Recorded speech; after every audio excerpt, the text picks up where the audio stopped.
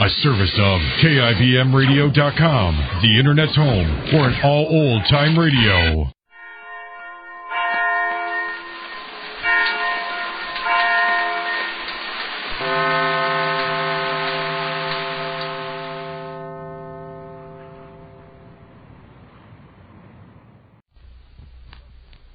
Get this and get it straight.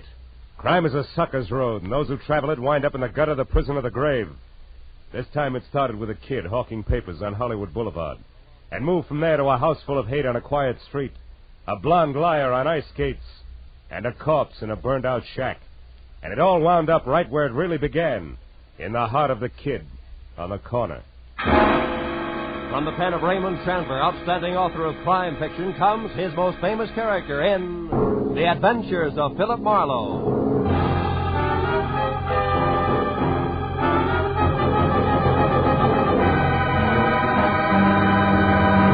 Now, with Gerald Moore starred as Philip Marlowe, we bring you tonight's exciting story, The Kid on the Corner.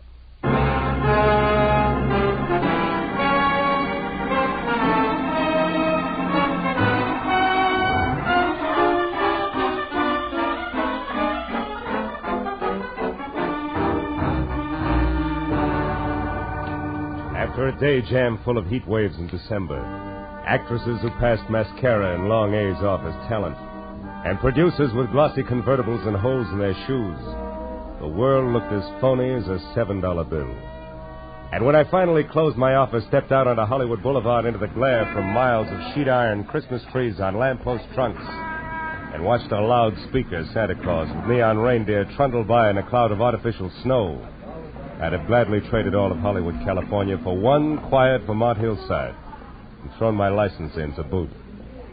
All of which convinced me that what Marlowe needed most was a martini in his own apartment, a good book, and a night's sleep in that order. So I started home after them, but only got as far as the middle of the street. Hey, Mr. Marlowe, wait up. It was the kid who sold papers on the corner. Mr. Marlowe, can you spare a minute? I've got to talk to you. Okay, Tommy, let's get out of the street first, huh? I'm not so good at dodging fenders. Oh, yeah, sure. What's on your mind, kid? That's about my Uncle Bert. Bert Larson. He's gone, Mr. Marlowe. What about your family, Tommy? Don't they know where he is? Oh, I don't have no family. I've been living with Uncle Bert in a flat down in Van Ness. Hey, if you haven't had your dinner yet, maybe you'd eat with me in the cafeteria, huh? It's real important to me, Mr. Marlowe. Anything that's important to you, kid, is important to me. Let's go in. Oh, swell. I should have known something was wrong when I heard him walking around. Late last night, you know? He said he was after a drink of water, but he's got those metal plates, kind of like taps on his shoes, so I knew he was all dressed, only I was too sleepy to think anything about it then. Maybe he just got an early start and he's been busy today, huh? No, it's not like that, Mr. Marlowe. Something's wrong. Well, what do you have, gentlemen? The pork's nice tonight. Stew's the best deal for the money, Mr. Marlowe. Oh? I'll have the stew, please. Yeah, you better make it two, miss. Okay, a couple of stews coming up. See, when I got up this morning, I found this envelope on the dresser. There was $200 inside, and this was written on the front. Let's see it. Dear Tommy, must leave town on business. I'll send more money soon. Be a good kid and take care of yourself, Uncle Bert. Yeah, I see what you mean. Yeah. I spent all day trying to find out where he went. I checked everything but the airport. I know he wouldn't take a plane. He gets dizzy just standing on a curb. No luck, though. Milk, Mr. Marlowe? No, I'll have coffee, Tommy. I feel rugged. Hey, there's a table over in the corner. Come on, huh? Okay. What really makes it fishy is that Uncle Bert's got no out-of-town business. Besides, he's never been out in front more than $20 in his life. I can't figure it. Now, look, Tommy, if you're really worried, you don't want me. You ought to go to the police right away. Cops? Yeah. No, I can't. Why not? Well, Uncle Bert's been awful good to me, but, well, I guess he's really kind of a bum. You see, he's a gambler, Mr. Marlowe, a bookie. Uh-huh. Just a harmless small-timer, sure, but I'd get him in an awful jam if I called the cops. Will you try to find him for me? I got dough. I'll pay you whatever you charge. Don't worry about the money, Tommy. I got one lead for you. This name here in the back of the envelope, see? Yeah. Lester Carney. And the number 3004.5. Does that mean anything to you, kid? No. Oh. I'd have looked that guy up myself, only you know how far a kid could get. Sure. Gee, Mr. Marlowe, I'm sure my uncle didn't leave town. It's something else. It's gotta be. He's in some kind of trouble. Now, Tommy, you know that he might be on the wrong end of it, don't you? Yeah. Well, if that's right, I want to find it out fast, Mr. Marlowe. Here's a picture of him. Mm-hmm. Scared, son? Me scared? Nah, not for myself anyway. Yeah, I guess I am, kinda. Well, okay, Tommy, eat your dinner, and then get back to work. I'll see what I can find out, huh?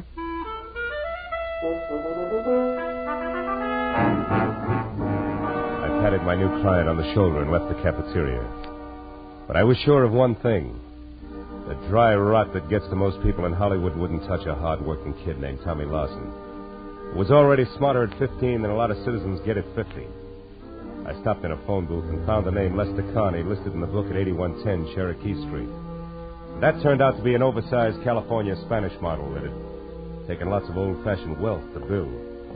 Halfway up the curving walk to the already open front door, I heard the voices. All right, Susan, if that's the way you feel, I don't want you in this house another night. Well, I'm sorry, Mom, but I don't think that spying and telling lies are a part of a maid's duties, so I'm leaving. But I would like to know about my back salary first, You'll Mrs. Connie. get your back salary, my girl. Don't worry about that. Now get out. Very well, Mom. Excuse me, sir. Oh, yeah, sure. Well, what do you want? I'm looking for Mr. Lester Carney. Is he in? He is not. Oh, would you mind telling me where I can locate him? I don't know. And I don't care anymore. Just a minute. Is he with Bert Lawson, maybe? I don't know what you're talking about. Now get out of here. And good night to you, too, Mrs. Carney. Hey, Susan. Just a minute, baby. And who are you calling baby? Well, I call anybody baby when they're as cute as you are. You're not so bad yourself. Well, now that that's established, let's get friendly. I'm always friendly. But they're not, huh? Oh, there's going to be trouble in that house. Oh? Well, good night, Mr. Now, wait a minute. I'll give you a lift in the car. Let me have your bag. Well, all right. Thank you. Ah. Say, what about that trouble you spoke of, Susan? What did you mean? It's Mrs. Connie. Julia. Oh. She isn't as pretty as she used to be. She's turned around, said. She's driven that poor husband of hers out of his mind. He almost never comes home nowadays. Practically lives in his studio. Studio, huh? What kind? Photography. Oh. It's way up in the Hollywood Hills someplace. Susan, did you ever hear either of them mention a Bert Lawson? No. Why, who's he? A gambler. I gathered from Julia that Connie's blowing the family fortune, huh? Sure he is. And that's not all she's driven him to. No. What else? What do you think? Another woman, of course. Oh. An ice skater named Carol King at the Igloo. That's that nightclub with the skating show. Yeah, I've been there. Does Mrs. Connie know? Oh, she suspects. That's why she wanted me to spy on him. But I wouldn't because I don't blame him one bit. Not with Julia being like she is. Yeah, maybe you're right, Susan. But then again, maybe you've got your cause and effect backward, huh? Yes? Well, I don't know anything about that. But that poor man's been driven so crazy, he's threatened to kill her. Well, here's where I get out. And stay out.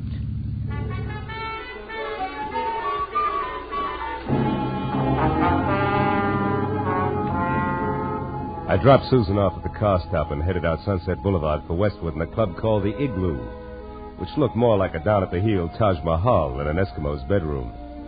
Inside, a line of fast-moving ostrich plumes with wry, crisp waistlines and imitation sable zipped over a short sheet of tinted ice toward the climax of chorus numbers, while I bluffed my way backstage and intimidated the call boy into sending over one Carol King.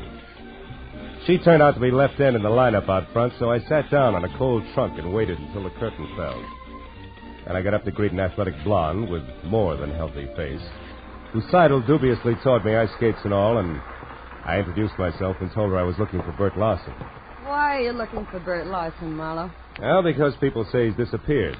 Now, I know he's a bookie. You don't have to protect him on that score, and I'm no cop. Just want to know where he's gone. Okay. I hear he made a real killing yesterday, the first one in his life. Oh? I understand he's leaving town to retire.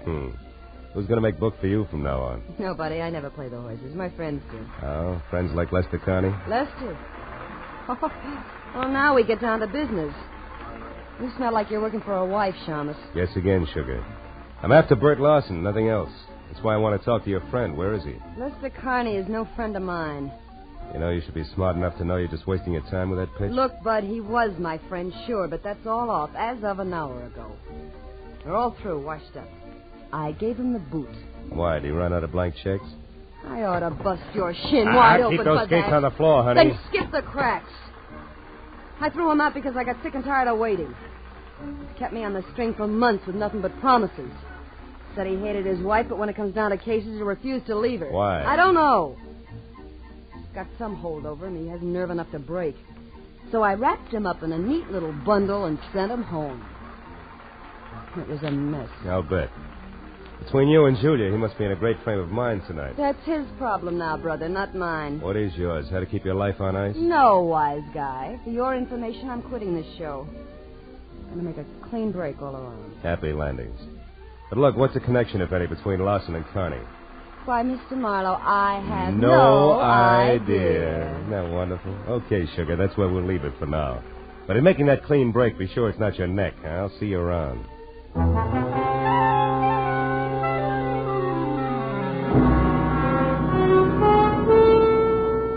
I had nothing tangible to base it on, but as I left the igloo and drove back to Hollywood, for some reason, I kept thinking that Tommy Larson was right. That his uncle was still in town and in some kind of trouble. And I was sure that at least half of Carole King's story had been lies, but why I couldn't figure. And another idea hit me, and hit me hard. I turned onto Cherokee again and drove up to Connie's house at 8110, parked, and went in. There the vague hunch began to shape up like grim fact because the front door was wide open and spilling a pale glow from the one light in the house, the hall lamp. I saw the note propped under the lamp even before I went in. I left it where it was. It said, "To whom it may concern, I have paid all my just debts, my affairs are in order, and since life has been made intolerable for me, I have destroyed that which made it so, my wife, Julia. Now there's nothing left, I shall dispose of myself, nor am I sorry, Lester Connie." I looked up beyond the note and saw her lying at the edge of the circle of light from the lamp. Julia had been strangled by a silk cord that was still embedded in her swollen throat. I turned and started for the phone. There you are. Oh. So I got here a little too late, huh? Or is it too soon? My wife's dead, so what's the difference? You better stand still because I'll shoot fast. Who are you and what are you doing here? Name's Marlowe, and I assume you're Connie. All right, I'm a private detective trying to find Bert Larson. In the process, I got mixed up in your little fiasco from one end to the other. Bert Larson. Just a cheap bookmaker. He's one of the very few people who ever gave me a fair break. Where is he, Connie? Do you know? No. Does it matter?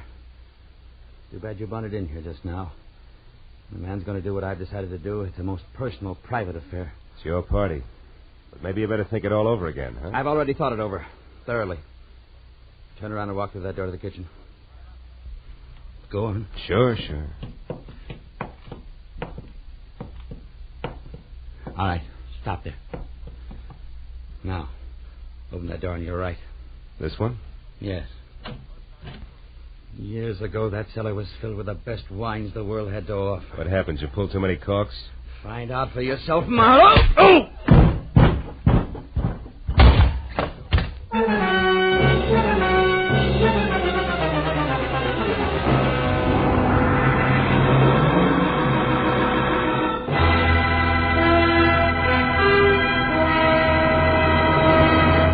In just a moment, the second act of Philip Marlowe. But first, will Tyrone Power listen to Jack Benny's Siren Song?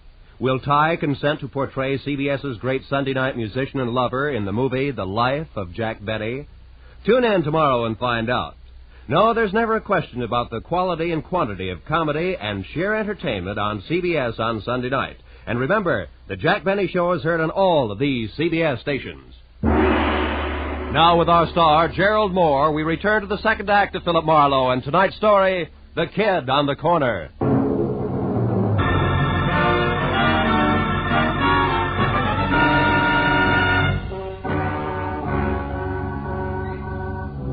Lester Connie, bouncing the private detective down the cellar stairs, had been rough on both the inner and outer man, and my jaw was bleeding where his heavy signet ring had connected. I was back on my feet through the dusty jumble of barrels and boxes over to a grimy side window and finally out onto the street. I found neither confessed killer nor car any place in sight, which made my next step a return trip into the house and a call to Lieutenant Matthews. All right, Marlowe. From your client to Julia Connie to that ice skater and back to Julia Connie, now dead, I follow. But the why, I don't. Where's the connection between the newsboy's uncle and this guy you say is on the way out? Lester Connie, Matthews, yeah. I don't know. You don't know? You're not saying which, Phil. Well, maybe it's a little of each. Now, look, Lieutenant, Just a second. What is it, Marlowe? Hold the wire, will you, Matthews? Okay, but make it snappy, will you, Phil? Killer on the loose isn't such a good idea, even if he's promised to knock himself off. Might decide to take somebody else along, 3,004 and a half North What? Westmore. What? 3,004 and a half. I can't hear you, Phil. What? What? Oh, a piece of paper, Matthews, in the dead woman's hand. Oh, now you're fine. It's got an address on it. The same address that was on the back of the envelope Tommy's uncle left for him. Well, this address could be the connection I asked you about. Yeah. Yeah, the hook between Uncle Bert and the Connies. Well, we'll get right over there. We'll Matthews, wait a minute. Let me try it alone first, will you? I think it'll play better that way. And keep the kid's uncle out of the police lineup that way. Yeah. Marlowe, I can't. Now, wait a minute, Matthews, please. I'm thinking of the kid. Yeah, well, Okay. Attaboy. Just don't make it too long till I hear from you again. Goodbye. I knew that the 3,000 block on North Rossmore wasn't even close to the Hollywood Hills, which meant that the address couldn't be the dilettante photographer studio that the Connie's ex-maid had described. And 20 minutes later, when I was out of my car and standing next to the doorbell marked 3,004 and a half, I knew something else, because the name underneath was Carol King. A light showed from someplace deep inside, and my leaning on the doorbell only proved that it worked. There was no answer at 3,004 and a half, but 3,004, the other twin to the duplex, was different. It featured a sweet old lady who shattered the illusion the second she opened her mouth. I suppose you're just another one of that King girl's friends, eh? Why, do I look the type, Granny? There is no type, young man. Miss Carol King entertains all sorts. Oh, which might include a recent someone who's gray at the temples, short, and maybe talks a lot about the ponies? What? How would I know what our guests talk about? Oh, you gotta be kidding. Look, honey, a woman's been murdered tonight. Murdered? I knew it. I knew it. No, she wait a had minute. to come to a bad Wait a end. minute, But Granny. only yesterday Whoa, I told Henry that if that... Hold it, Granny. Carol is not the one who's dead. Oh. Yeah. Well, I'm glad. Sticks out all over you. Now, look, what about that man? Well, he was here about 30 minutes ago, just the two of them, drinking that hard liquor like it was water and making enough noise to raise the devil itself. A farewell party, they called it. Oh, did you see him leave? No. Henry made me come in then, and I... Well, I mean... Yeah, I know what you mean. You missed it. Okay, Granny. Now, look, how do we get in here without kicking the door down? Come on, sweetheart. It's important. There may be a body inside. Body? Oh, well, how awful. Here. Over here, behind this ledge. That's better. He always kept a spare key. Yes, here it is. You do it. I'm too shaky. You shouldn't be. Just think of tomorrow, Granny, and the news you'll have for one and all. The light switch is on your right there. Uh-huh. See anything? No. How many rooms here? Bedroom, kitchen, and bath, aside from this. Anything in there? No. You suspect foul play, all right, don't you? The foulest. Don't let it worry you, because... Hey, those photos there on the wall. They're taken from Mulholland Drive, aren't they? One by day, one by night, both in the same spot, the Hollywood Hills? Sure. That's where he has a studio, that Lester fella. Yeah, that Lester fella. Granny, do you know where it is? I mean, Mulholland Drive and where? You know, that street runs for miles along the top of the mountain. Well, of course I do. Was born and raised here in Los Angeles. Granny, where? Mulholland and where? Mulholland, Laurel Canyon Boulevard, just south of the intersection. Thank you, sweetheart, and goodbye. Oh, wait, one moment now, if you please. What's the matter? What's your name, officer? I know my rights. Your name and your division. Granny, dear, I'm no cop. Huh? I said I'm no cop. Oh, not a police officer. Well, then who are you? Just a passerby. A stranger in the night. Good night, Granny.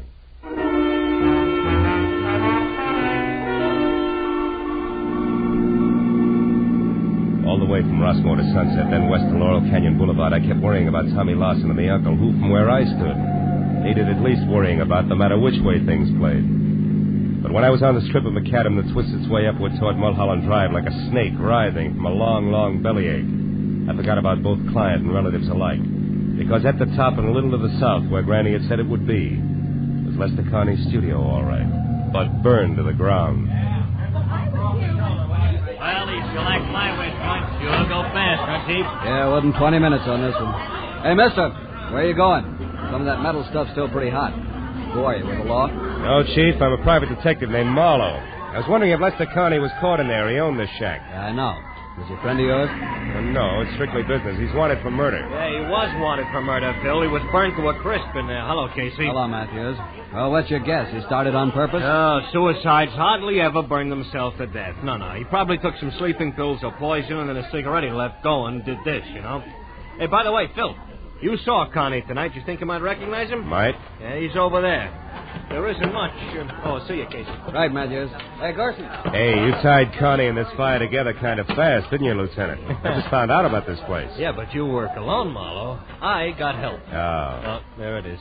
All that's left. See anything? Yeah, that ring. I noticed it earlier tonight. And the watch?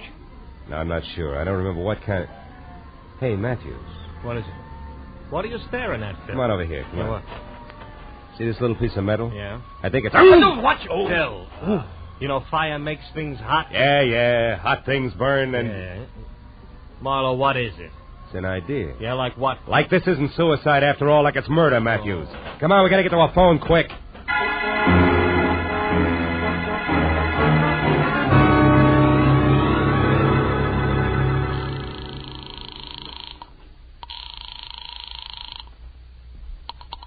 Los Angeles International Airport, Central Dispatcher's Office. Look, miss, this is important. I'm calling for Detective Lieutenant Matthews at police headquarters.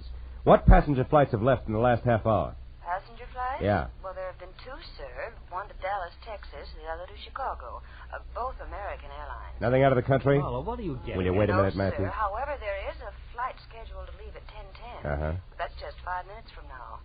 That's going to Manila. Mercury Airways. Shall I connect you? Yeah, hurry, will you, please? Yes, Hey, Matthews, sir. this may be it. I'm glad for you. Mercury Airways. Central Dispatcher's Office, Mercury. There's a call from the police here for you. Go ahead, sir. Look, your 10:10 flight from Manila, is it going out on schedule? Yes, sir. The plane's standing by for the tower signal now. Oh, then tell me this. Is there a passenger aboard named Bert Lawson? Lawson? One He's the moment, killer, please, Phil? sir. Hurry, will you? This Lawson killed Lester Connie. Then he's Will you the hold one it, Matthews? Yes, sir. We have a Bert Larson aboard. Oh, good. Keep him there and don't let that plane get up in the air. Do you hear? The man's wanted for murder. But don't do anything else either. Just let him sit and wait for us. You got that? Yes, sir. I understand. Fine. We'll be there as soon as we can. Goodbye. Come on, Matthews. It's your show from here on in. Sirens included.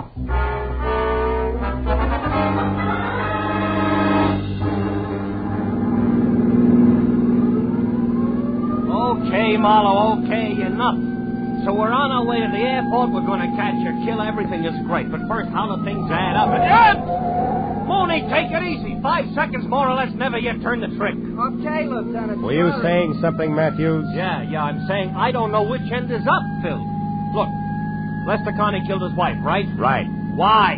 Because he wanted her out of the way so that he and a cheap little monster named Carol King can live happily ever after. Oh, divorce wouldn't do that for him, huh? No, Mooney! No, I don't think so. Probably because Julia Connie had a real tight grip on the purse strings. Oh. Maybe something more, like it's not very nice pass for a guest. Yeah, but the purse strings, the money, that's where Bert Lawson figures in, huh? A bookie with a claim. No, blackmail. Now, I figure Bert Lawson knew about Connie and Carol King. He must have stopped by once to pick up or pay off a bet at the right time. Yeah, and from there, what? And from there, the team of Carol and Lester killed Lester's wife. Yeah, which we've covered. But not in detail. Now, listen.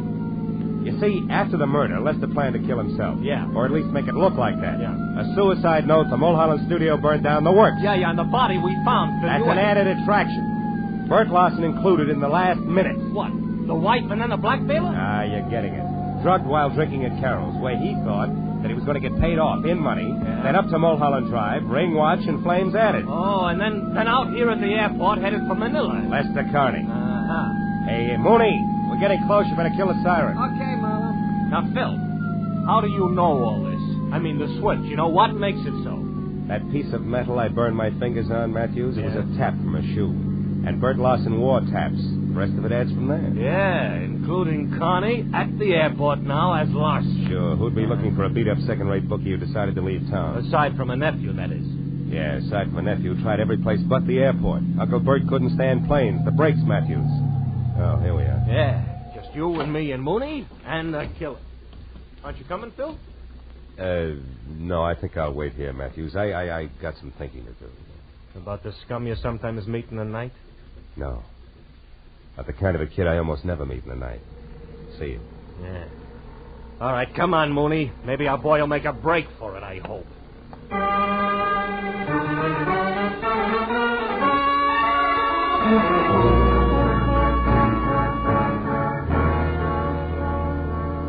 Lester Connie didn't make a break for it, and an hour later when they picked up Carol King, it was the same thing. Each of them was surly, ugly, but they talked. So when I finally left police headquarters, where try as he would for Tommy's sake, Matthews had found it impossible to skip over Bert Lawson's connection as a blackmailer. It was pushing midnight, and I was dog-tired. There was something worse than that when I was back on the corner near my office, walking toward Tommy Lawson, who was untying a stack of fresh newspapers. Then the headline. Read all about it. Hollywood killer nabbed. Blackmailing bookie. Jealous wife slain. Hiya, kid. Hiya, Mr. Marlowe. Lieutenant Matthews tells me you had kind of a rough night. Kinda. When'd you talk to him, Tommy? After the first editions hit the street, I wanted to know if you were okay. The story didn't say. Publicity no good for your business, huh? Not much. Look, kid, did the lieutenant say anything about you? I mean... I'm gonna stay with a neighbor, a friend of Uncle Bert's. Oh. He had friends, you know. He wasn't really bad at heart, Mr. Marlowe. Not really. I believe that. So do I, Tommy. He was just mixed up. Yeah. Sure he was. And you know why? The way he thought the world owed him a living, that's why. And I couldn't tell him otherwise. Excuse me, Mr. Marlowe. I gotta get going. Thanks a lot. You were swell. Sure. Extra. Bookie and Babe slain in Hollywood Triangle. 2 dead in Hollywood slaying. Extra.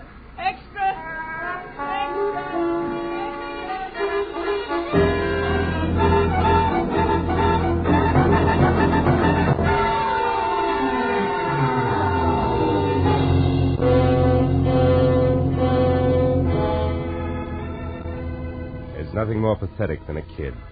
The first time he's really slapped down by life. We, the older ones, the tired ones, learn to roll with the punch.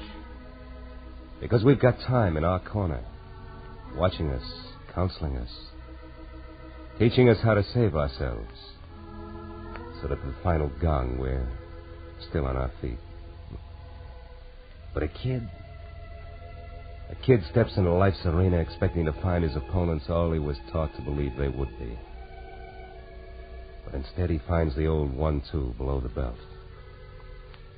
But if here he finds a good guy, and there a great girl, the going suddenly becomes not so rough. The fight becomes worth it, if only to help the next generation of Tommies find their ring a little cleaner, and the breaks not quite so tough.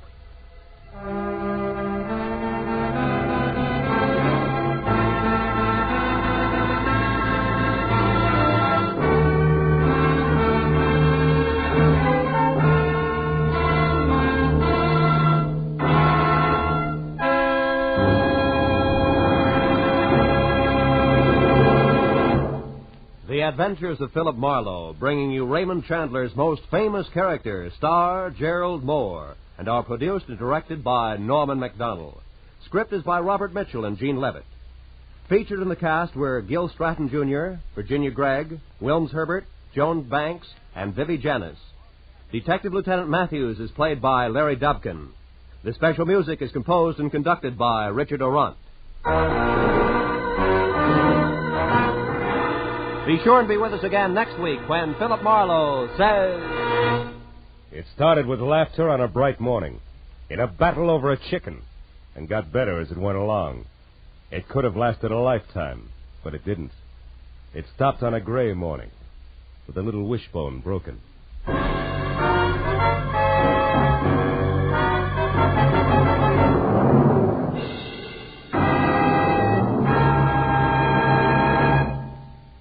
Stay tuned now for Gangbusters, which follows immediately on most of these same CBS stations. This is Roy Rowan speaking.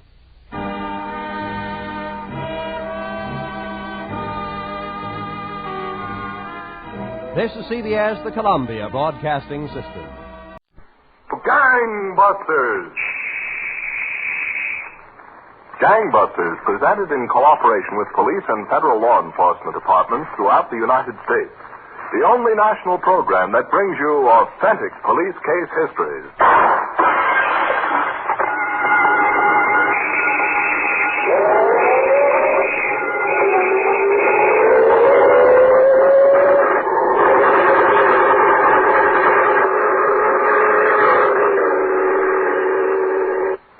Valentine, who has just resigned as commissioner of the largest police department in the world, takes over for Gangbusters to interview by proxy Chief of Police Hans Halverson of Ray, North Dakota.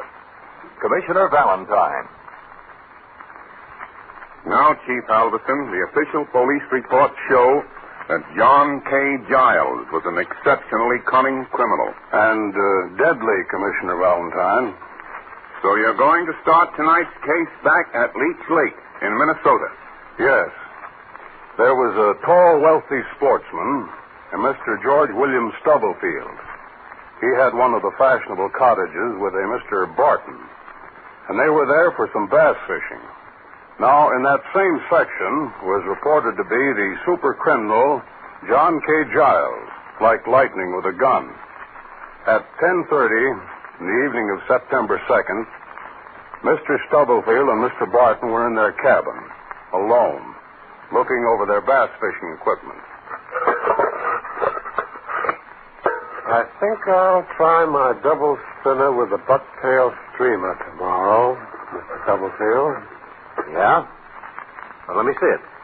The water's pretty warm in the lake, and I think the bass are down pretty deep. It's here somewhere. Get those hands up. Both of you. Get those hands up or I'll shoot. Well, we have company. I know you're both rich, and you're alone out here in this cabin. I guess he means it too, Mr. Stubblefield. Young man, don't you realize that crime doesn't pay? I don't want any sermons. I want cash. Well, it so happens we have our hands in the air. Very little money grows on ceilings. All right. You first. Me? Yeah, you. The name is Stubblefield. All right. Lower your right hand and take out everything there is in your pocket and drop it on the floor. It'll get all dirty. Do as I told you. All right. But I only have $100 or $2 in my pocket. There's some. And here's some more. I wouldn't try to pick that gun up. Don't you anymore. Hey, don't. Look. My hand. I told you, young man, crime doesn't pay. The easiest thing to do, Stubb, would be to put a bullet through the back of his head and drop him into the lake. Hey, no. You can't do that. Hey, let me go, will you? Say, you don't suppose he's that famous gunman they say might be around this section? That John K. Giles? Oh, I doubt it. No. Hey, no. I'm not Giles. I just pull little stuff. All right. I'm going to count to 3. If you're still around. 1, 2. Streak of lightning, huh? That's the best show I've had in weeks. If he only knew he tried to hold up the famous John K. Giles himself. He ought to be wrapped in swaddling clothes. You know, Barton, the feel of this gun in my hands, well... Puncture? Yeah. The one I've been planning. The bank at Ray, North Dakota. But what's the matter with what we're doing now? 2 wealthy fishermen, the bass are biting good. You've got 3 rich dames here crazy about you. There's plenty of women and plenty of bass other places. Start packing up, Barton. This little gun, and you and me, are going to pay a visit to Ray, North Dakota.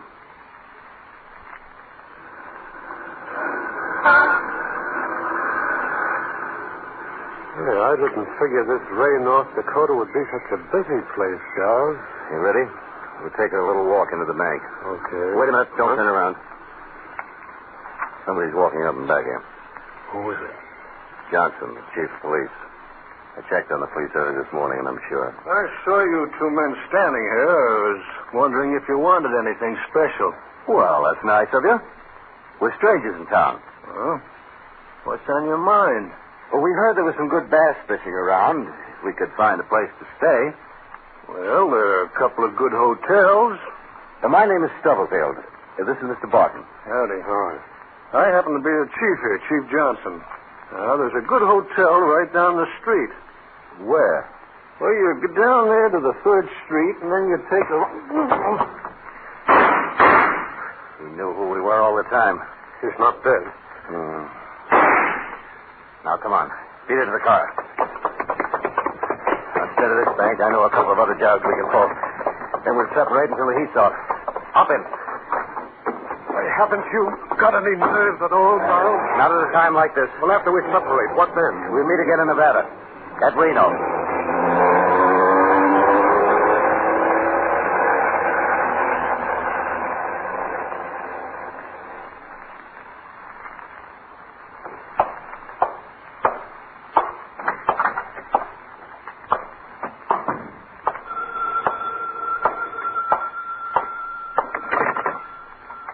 Hello? That you, Giles? Who's calling? It's me, Barton. I'm downstairs. Well, welcome to Reno. I missed you, Barton. Come on up. I'll be right there.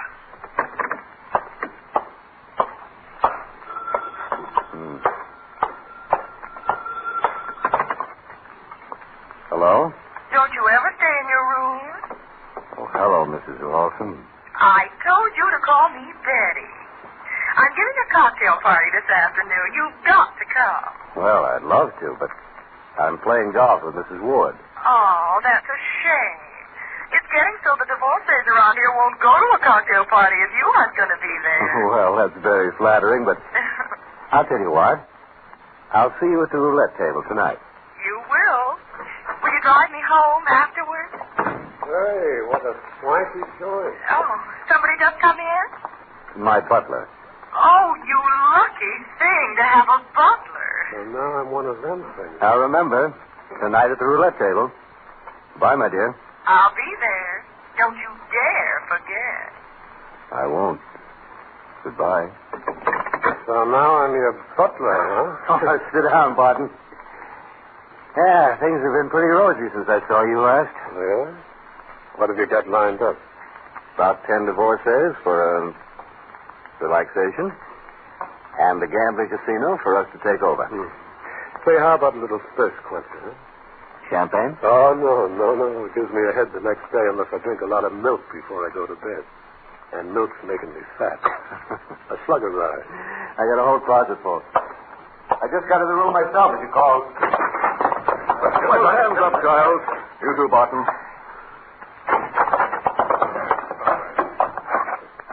Well, police popping out of liquor closets. Police popping out of bathrooms. Any more under the bed? Put the cuffs on both of them. You're right on in with a nice reception I get, Giles. Don't worry, Barton. We'll get a little rest for a few days. And we'll break out of whatever they put us into. Pretty cocky, aren't you, Giles? As cocky as you cops are lucky. No, it wasn't luck, Giles. After you killed Chief Johnson in Ray, North Dakota, you robbed the First National Bank of Genoa. Then you hired a private plane to bring you from Salt Lake City here to Reno. Well, where do we go from here? You're going back to Iowa. You've escaped from every prison you ever put into, Giles. But you ever hear of the specially built Potawatomi prison? Hey, that's quite a name, isn't it? The Potawatomi. Oh, never mind. I'll be out of it before I can pronounce it. And so, Commissioner Valentine, cop killer and escape artist John K. Giles is headed for prison. But we've just started our case. Well, Chief Halverson, we certainly want to hear what happened next. Now, back to tonight's Gangbusters case of John K. Giles and Commissioner Louis J. Valentine. Now, Chief Halverson, cop killer John K. Giles was headed for prison. And Commissioner Valentine, Potawatomi Prison in Iowa was the last word in prison. Giles and Barton were being ushered through the prison corridor.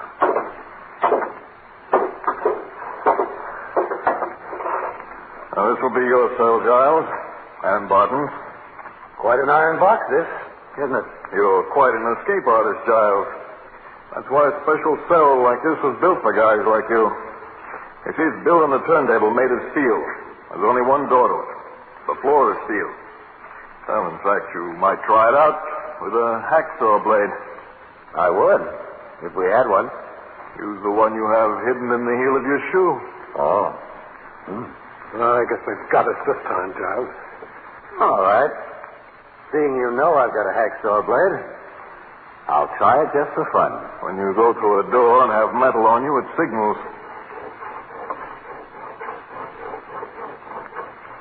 Doesn't bite in, does it, Giles? Quite amusing. Another thing, Giles. All we allow you is bunk blankets, overalls, and as living implements, toothbrushes, paper cups and plates, and wooden spoons. Oh, that's perfectly all right.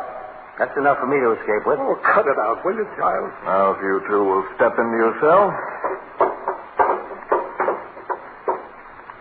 What do you think of it, Giles? Well, personally, but of course it's just my own opinion, I think it stinks. Giles, I can't stand it in this cell. I'd rather rip up this blanket and string myself up. If that's what you want. This is the end. If I'm going to do any killing, it'll be the guard. But not me. Okay, but if we kill the guard, how can we get out?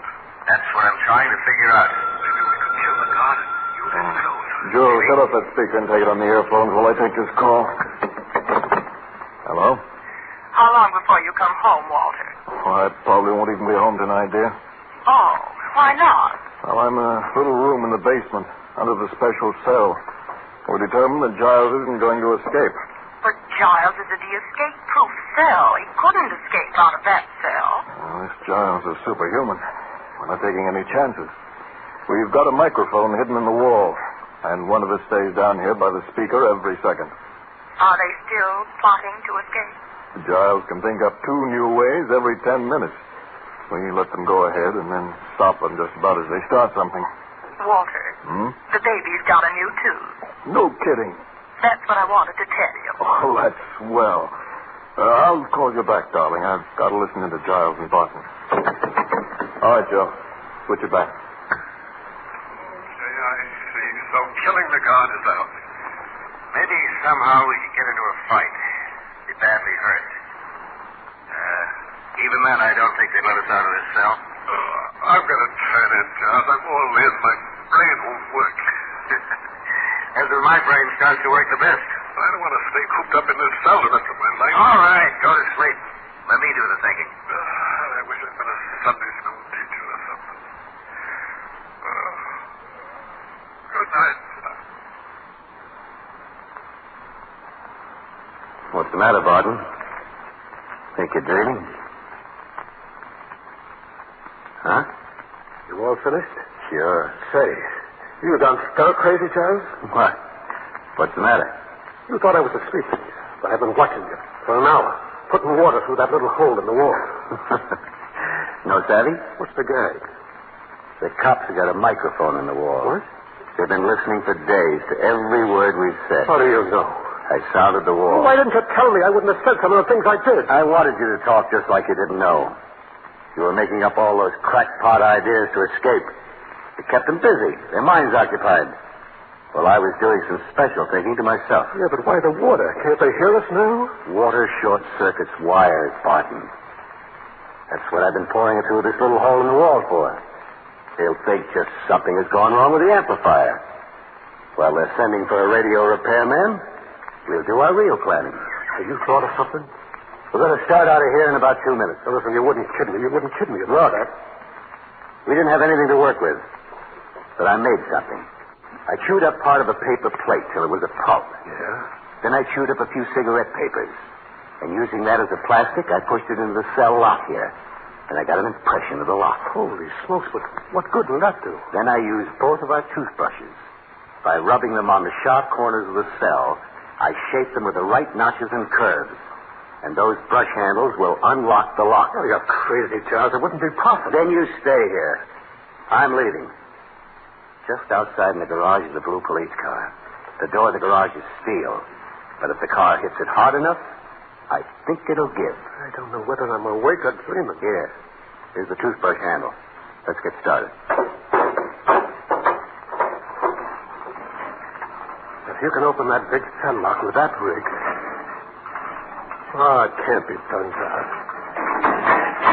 Wait. It's open. Holy smokes, I'm safe. Come on. You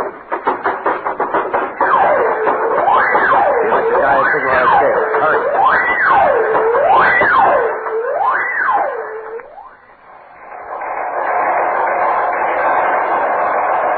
Shenandoah, Iowa.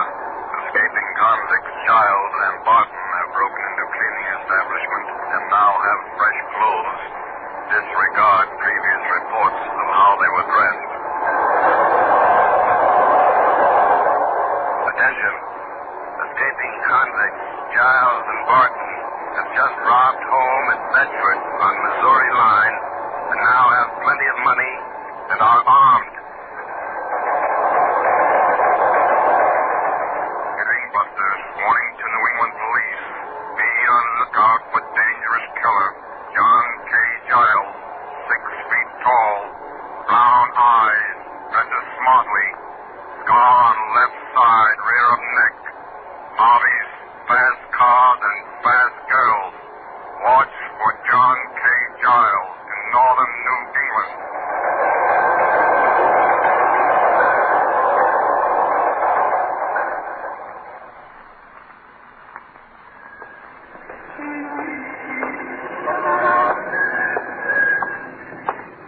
Pardon me, buddy. Got a match? What? I'm all out of matches. Oh, yeah. I got one here somewhere, I think. Good. I just saw you come out of the movies. How'd you like it? Oh, not bad. You haven't got a bad little town here. Mr. Concord, New Hampshire don't take second place to any town. You know, there's a lot of excitement in town today. Yeah, why? That criminal, Giles, you know, in the papers. Yeah? They found the car he'd been driving in town in a parking lot last night. They said, Yeah, okay, bud. Don't move a muscle, Giles. There are 4 officers who've come up behind you with submachine guns. They'll cut you in 2. So that was the store, huh? And I fell for it. Yeah. And we have your pal Cook, too. Remember, boys, this guy killed one chief of police without giving him a chance.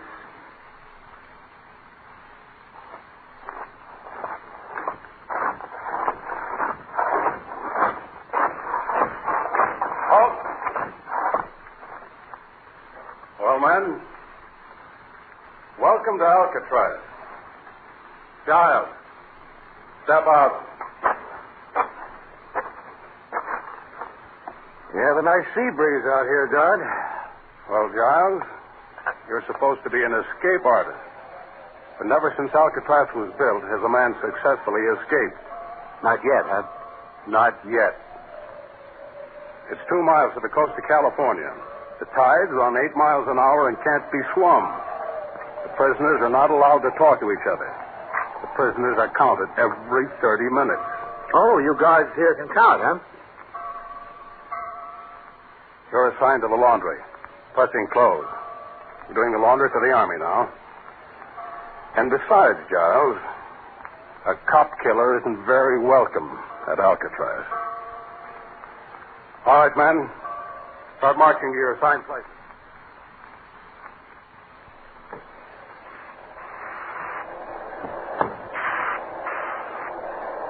They'll stick me in the laundry with this steam press.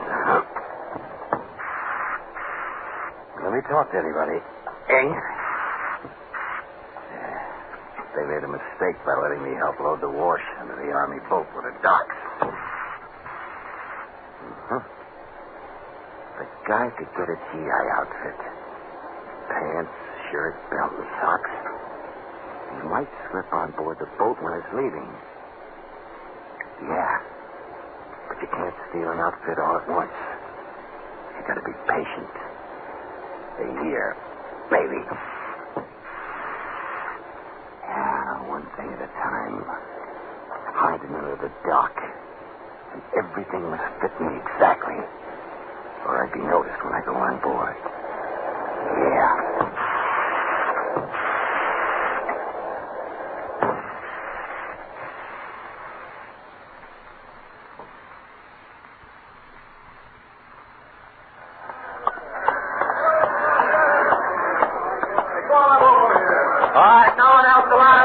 We'll cast them off.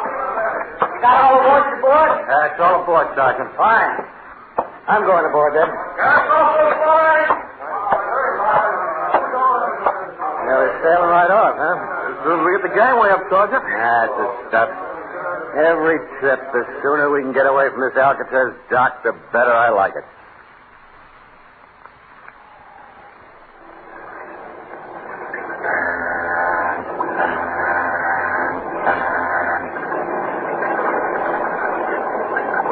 Sergeant, cold? No, I just thought I'd sit down here behind the lifeboat, take a little rest. That's quite a sight, isn't it? Alcatraz fading in the distance. Yeah. I hate that dump. Some of those guys in there are pretty tough babies, huh? Yeah. I guess a fella in there has a pretty helpless feeling. See nobody ever escaped. Yeah. Not like sitting out here with the wind and the sea. Yeah. This is great. Orders have just come through. There's some trouble. Yeah? I just came from the radio house. They just made their 30-minute count at Alcatraz, and one of them cons is missing. Holy smokes. A fellow by the name of Giles. He's a cop killer. Hey, wait a minute. You mean radio says one of them Alcatraz guys is on our ship? Yeah, fairly tall guy. Good looking. They're going to start a search. Oh, look, guys. If there's a killer like that on the ship, what'll they do? They're swinging now, see? We're starting to head back to the rock. Heading back to the rock? Yeah. What's the matter? You seasick? Yeah, I guess I'll go over to the rail. What's the matter with him? Hey, notice how he acted? I don't think he's seasick. Hey, I'll bet you. I don't recognize him. I'll bet you Hey, he's starting to climb the rail. That's Giles. Sure, he's going to commit suicide. Come on, let's rush him. Come on, get back. Well, Giles, okay. Okay, you got me. I'm through. I'm washed up. Yeah, washed up. For keeps. I'll go back to the rock and die there.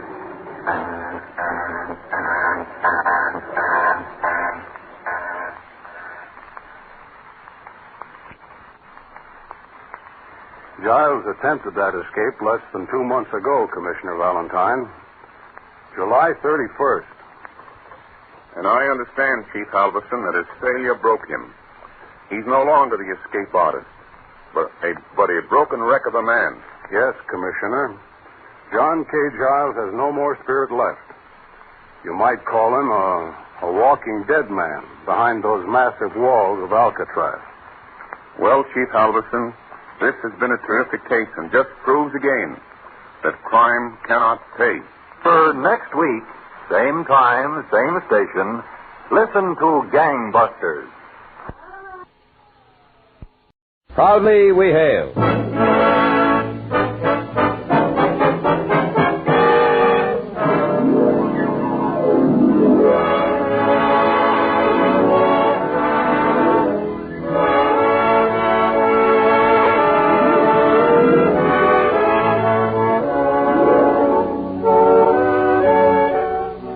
From New York City, where the American stage begins, here is another program with a cast of outstanding players. Public service time has been made available by this station for your Army and your Air Force to bring you this story, as proudly we hail the United States Air Force.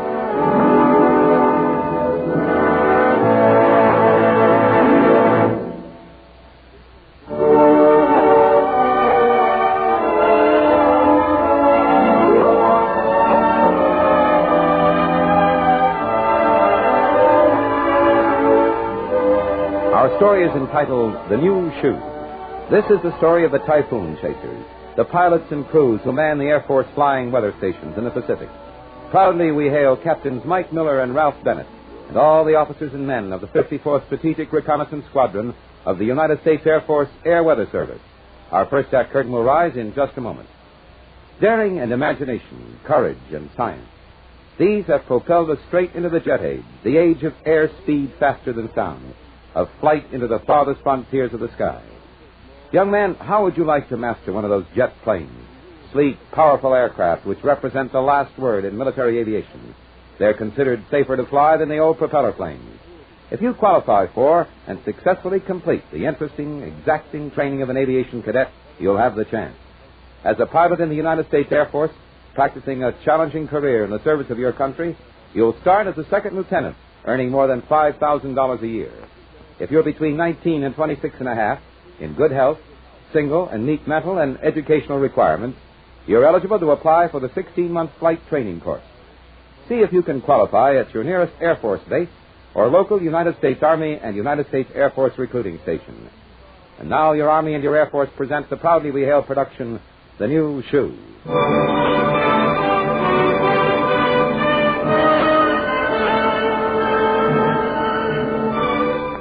To most of us, the weather is just something to talk about. But to pilots and crews of the U.S. Air Force, weather can be a close friend or a deadly enemy.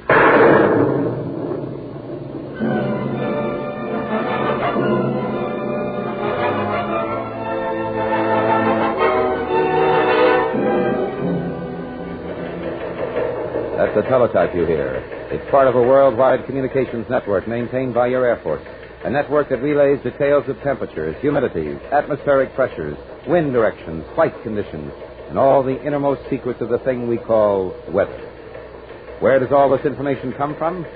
Part of it comes from trained ground observers and meteorologists, but a good deal of it comes from the air itself, where that mysterious thing known as weather begins. Even over the lonely regions of the Western Pacific, crisscrossed by military and civilian airplanes, weather information is gathered by the United States Air Force and its typhoon chasers in the air.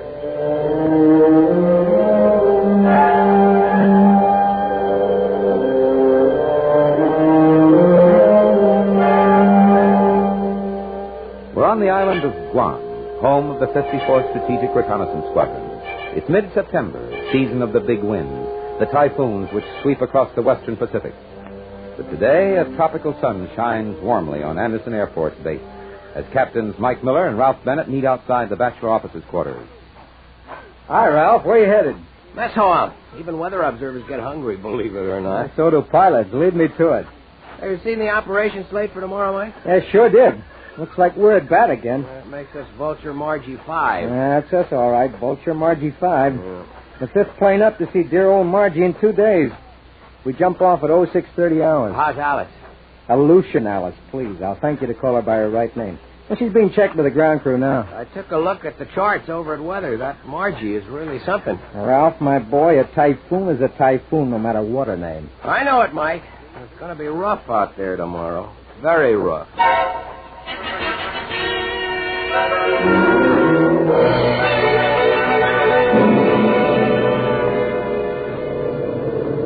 Our scene changes from the ground to the air to a 4-engine C-54 transport. Inside the transport is a group of men who proudly wear the wings of Air Force pilots, men who fought across the skies of Korea behind the gun sights of F-86 jet fighters, men headed now for a well-earned stateside lead. Wake up, dream boy, wake up. What's up? Trouble? Well, I wouldn't say trouble, but the news isn't good. Fasten your belt, because you and I are about to land at Anderson. Anderson, but that's on Guam. We're not due to land this side of Hickam Field. We weren't due to land, but we are. Looks like there's bad weather up ahead. Probably have to sit it out for a couple of days. Guam? A couple of days? Oh, no. And me with a date tomorrow night in San Francisco.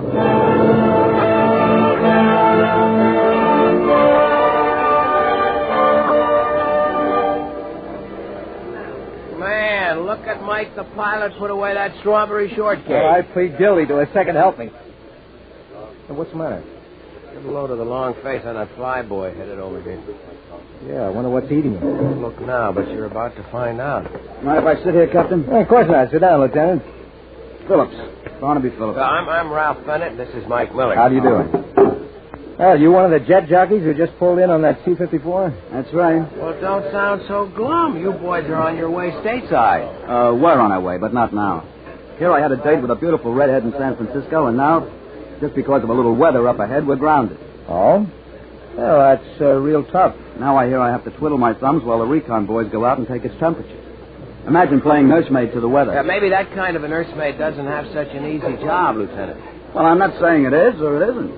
Doesn't sound very tough. Not like tackling a bunch of MiGs. Say, what can a visiting fireman do around here for a little excitement? Well, it all depends. There's some great fishing, a fine set of tennis courts, good movie at the theater. Well, it's better than MiGs, but it's not what I would call real excitement. I suppose, though, if you're flying around all day looking at the weather, a movie might seem exciting at that. You know, Mike, that's very true. A fighting man doesn't want tennis. You're right, Ralph. A fighting man doesn't want fishing either. No. What a fighting man wants... And what a fighting man should get... is a woman. Now, that's more like it. I think Margie is just the girl for him. Don't you, Mike? Perfect. Yeah. But the only way he can get to meet Margie is through Alice. Oh, okay, let's go see Alice. But there's the problem. Alice isn't available until tomorrow morning. Yeah, very busy girl, that Alice. I kind of killed tonight, but it's the best you can do. I'm sorry, Lieutenant. Tomorrow morning at the earliest. Guess you'll have to waste the evening on a movie. Oh, that's all right, as long as you're sure I can meet this Alice in the morning. Oh, we're sure of that, all right. Well, what time? Let's make it 06:30 hours. 06:30, isn't that kind of early? Oh, not for Alice. Barnaby, you're in for quite a party. Mike and I and some of the boys will really show you a hot time. Brother, that Margie. Swell. Think I'll skip the movie, hit the sack early. See you in the AM. And thanks, fellas.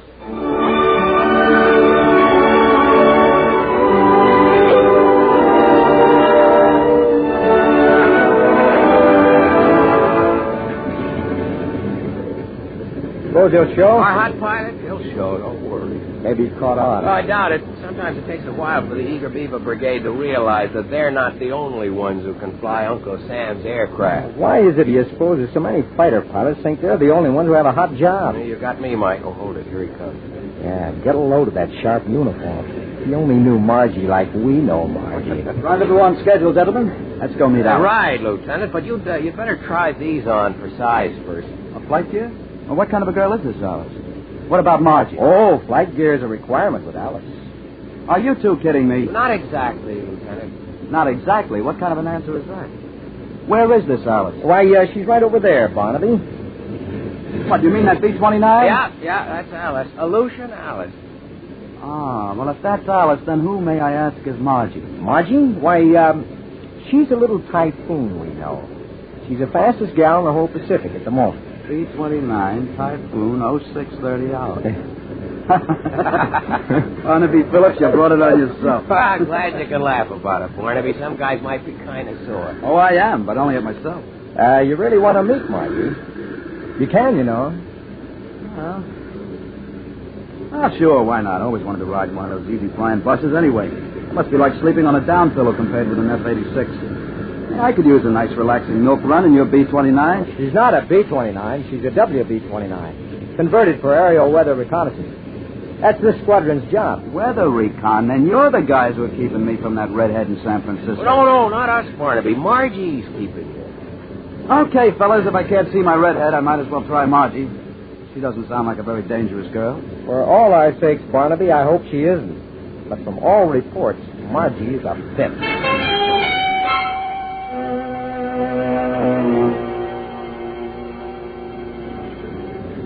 Aleutian Alice is ready for her mission. The fifth, the squadron has flown into Typhoon Margie. In his greenhouse up front sits Captain Ralph Bennett, surrounded by the complex weather instruments with which he'll measure Typhoon Margie's size and direction. Behind him, in the pilot section, sits Captain Mike Miller, the aircraft commander, and his co-pilot, Second Lieutenant Carl Feldman. Lieutenant Barnaby Phillips is in the observer's seat. In the plane's aft section are the rest of the crew, radio operators, assistant engineer, dropsum analyst. The team is poised, waiting to go into action. They listen as Mike calls Anderson Tower. Tower, this is Vulture Margie 5. Taxi and takeoff instructions, please. Roger, Vulture Margie 5. You're cleared to runway 7. Repeat, runway 7. Altimeter check 29.90. Wind is east-southeast at 10. Roger, Tower. Out. The plane begins to move as the 10,000 horses in her engine fight at the air. Out onto the taxiway she moves, her fireball insignia of the 54th Strat Recon glaring down at the concrete strip. Mike holds her at the end of the long runway. Vulture Margie 5 to Tower. Okay to roll? You're cleared for takeoff, Vulture Margie 5. Have a good trip, sir. Thanks, Tower. Roger and out.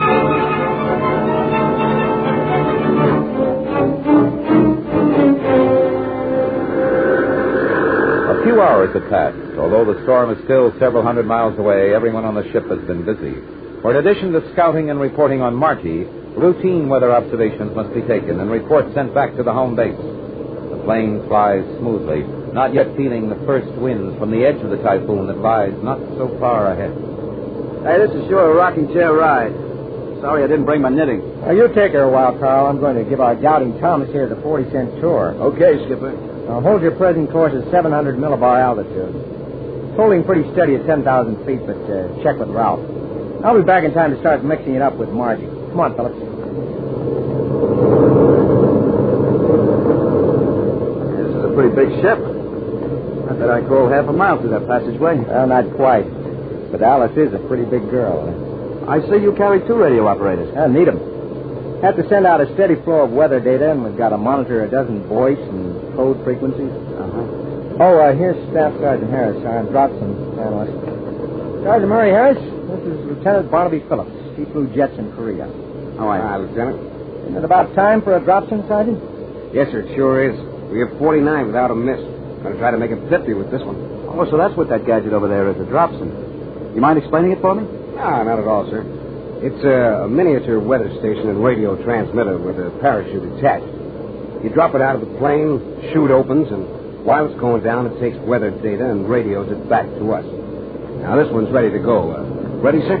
Sure. You want a hand, Sergeant? Well, if you'd attach the static line, sir, I'll open the airlock. And we're ready to go. Fire away, Sarge.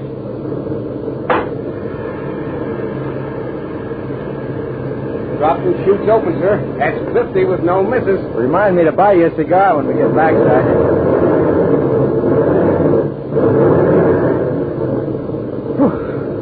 What was that? Oh, we probably just dropped a few hundred feet in a hurry. Everything secure, Harris? Yes, sir. Weather observer to Skipper. Over. Hand me that headset, Sergeant. Sure. Okay, W.O., this is Skipper. What's up? As if I didn't know. Just checked 700 millibar height. It's down 450 feet.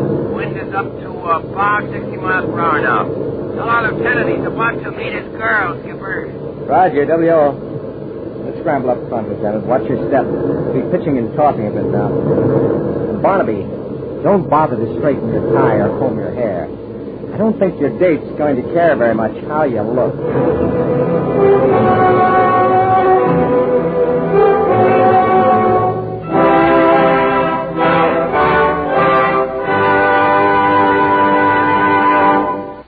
You are listening to the proudly we hail production, The New Shoe. We'll return in just a moment for the second act. Young man, have you a flair for scientific subjects, physics, mathematics, electricity, astronomy? As an aircraft observer in the United States Air Force, you'd use your technical knowledge as a rated flying officer on an Air Force flying team in an interceptor, bomber, reconnaissance, or transport plane. You'd be trained to operate the latest in electronic and radar equipment. You'd be a member of a flying team trained in such skills as navigation, bombardment, radar interception, and others. You're eligible to apply if you're between 19 and 26 and a half, single, and have a high school diploma. If you pass written and physical entrance examinations, you'll start on a 14-month intensive training course. Then graduation, aircraft observer wings, a commission as an Air Force lieutenant, earnings over $5,000, and an interesting assignment as flying officer in your United States Air Force. You are listening to Proudly We Hail, and now we present the second act of The New Shoe.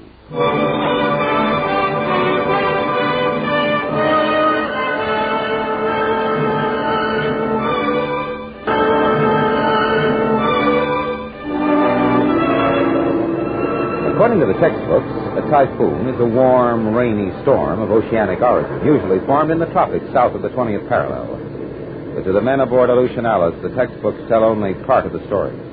A typhoon is a treacherous enemy. At one moment, the big WB-29 is caught in vertical turbulence and is yanked up 1,000 feet, and then is suddenly jammed down.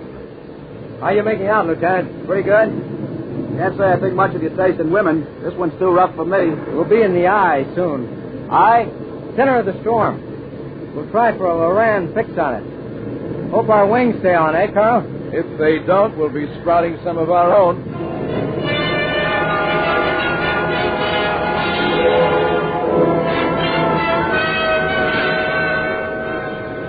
It's been nearly 4 hours since Vulture Marty 5 left the base at Guam, and nearly an hour since the plane entered the storm.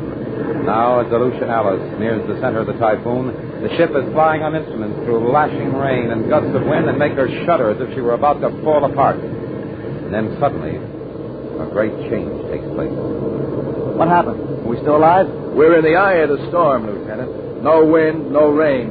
Not here, but just look around you. Wow, is that what we've been going through? That was it. Look at those banks of clouds all around us. I feel like I'm in a football stadium, miles and miles high. It's probably 25 to 35 miles across, too. Oh, we're a pretty big football, but I feel like a flea in the middle of the Rose Bowl. Yeah, this is the eye, Lieutenant. The center of a typhoon is always like this, calm and clear, while the wind and rain tear around outside the center of the circle. Well, what happens now? Well, we fly around the eye while Captain Bennett gets some pictures of it with that K-20 aerial camera of his. Then we get set to box the storm. Pretty big package to wrap up. Well, we don't exactly wrap it. We just fly around the outside of the storm to determine its size, wind velocities, and direction, and so on. This is what the boys back at the ground radio station are waiting for. This baby is heading for Okinawa in Japan. Our personnel there need this information so they can set up safety precautions. You know, I'm beginning to feel pretty silly about a few of the things I said yesterday, Mike, about cream puff jobs and all that. I think nothing of it, Barnaby. To the outsider, what we do probably seems to be sort of useless. Excuse me, Skipper. Yeah, what's up? The radar operator reports a break in the northwest sector. Shall we try for it? We finished our readings in the eye. Shall we, gentlemen, run, not walk, to the nearest exit?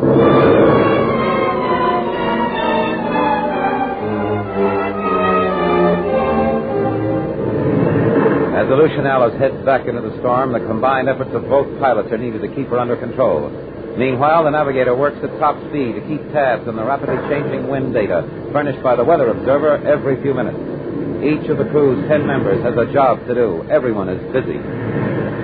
Some gust. Nearly flipped us on our back. Right, Carl? Carl? Hey, Carl, you all right? I think he was hurt when we did that last flip-flop. I'm all right, Skipper.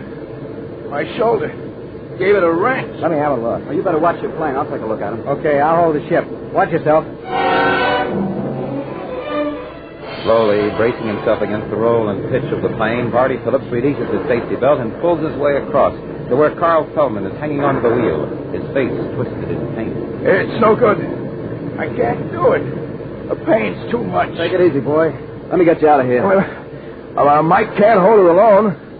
We've got to circle the whole storm. Can you take over for me? I sure can try.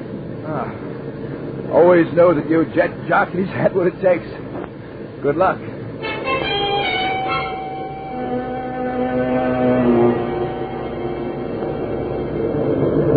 With two men at the controls, one with experience, both with courage, the Lucianalis fights her way through Typhoon Marchi.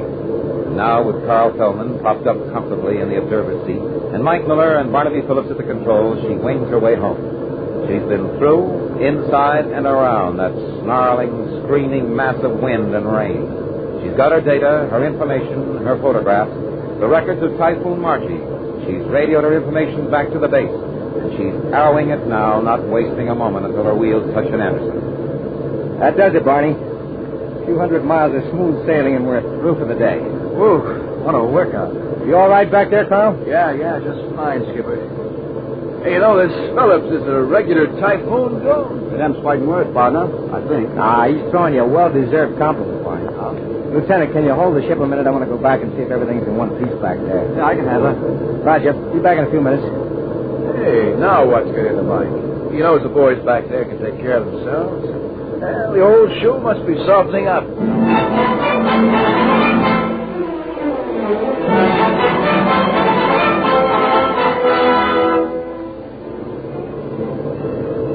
The Lucianalis has been in the air for more than 9 hours.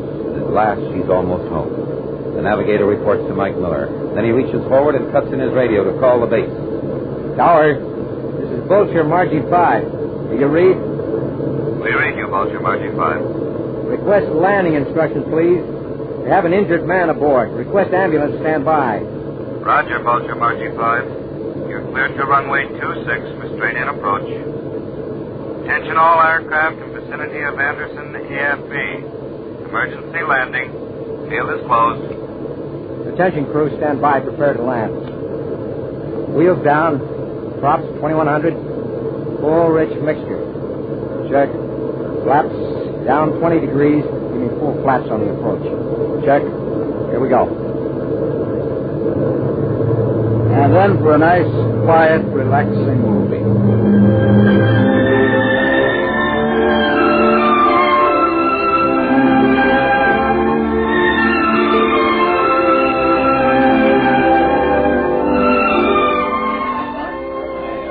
I went over to see Carl at the hospital. Nothing serious, just enough to keep him out of mischief for a week while his shoulder mends. Our friend here had quite an eventful date, wouldn't you say so, Mike? Yeah, Margie turned out to be quite a girl. Well, I don't regret for a minute having met her, though. You can't fall in love with them all. Yeah, where are you heading for, Barney? Like I said before, meet for a nice, relaxing movie. You don't really want to go to a movie, Barney. Dizzy round. Well, I don't think a movie is the right sort of thing for a jet jockey. Nor for a weather chaser either. Lieutenant Phillips, 10 chun. What? You're kidding. You heard the Captain Lieutenant. He said 10 shun. Well, if this is a gag, I don't get it. Lieutenant Phillips, forward, hike. Up, 2, 3, 4. Up, 2.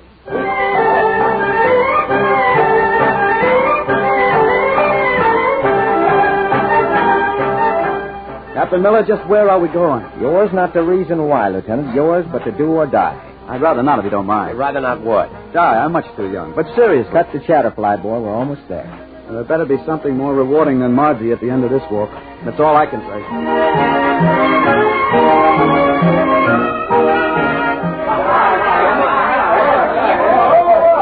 Good evening, gentlemen.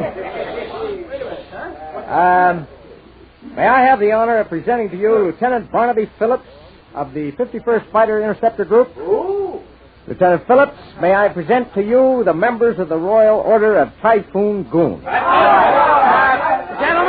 Gentlemen, we are here to discuss the case of Lieutenant Barnaby Phillips. Now, he came amongst us through no fault of his own. He missed a date with a redhead in San Francisco.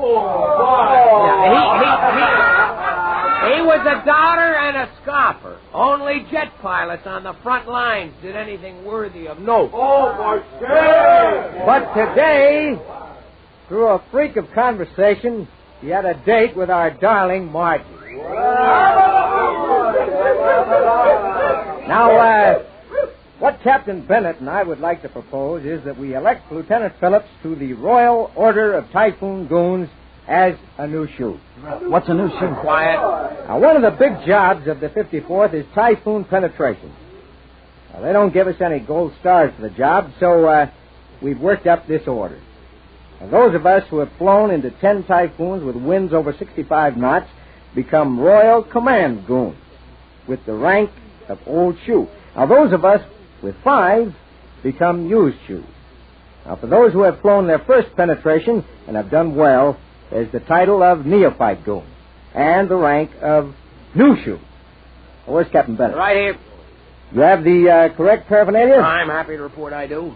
Will you escort Lieutenant Barnaby Phillips forward, please? Well, go. That position will do, Captain.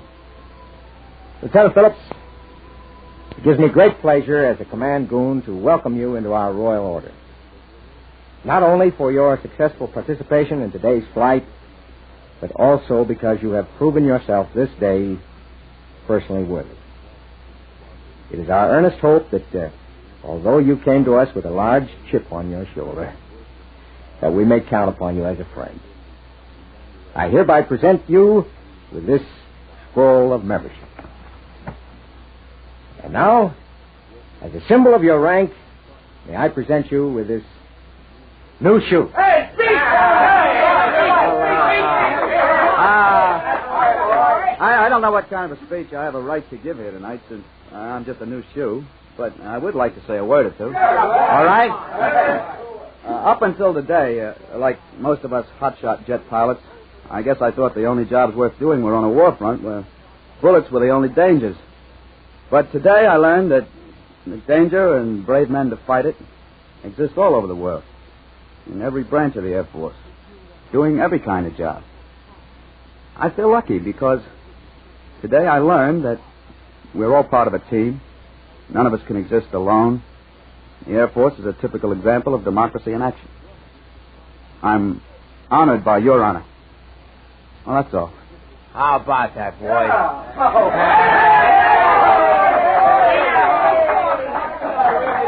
That was a good one, Barney. Real good. Thanks, Mike. Well, come on, boy. Don't be so solemn. How about an old shoe buying a new shoe, a good hot cup of coffee?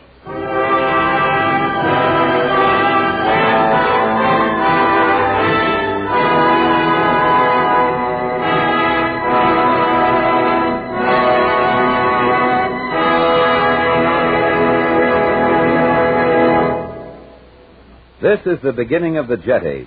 And you young men who can qualify can join the best jet school in the world, the United States Air Force. After a full year of training, you'll win the silver wings of a pilot, plus the prestige and pride of being one of the best in a great outfit. It's a job vital to your country's future and your own. If you qualify, you can be an aviation cadet. For full details, see your nearest United States Army and United States Air Force recruiting officer today.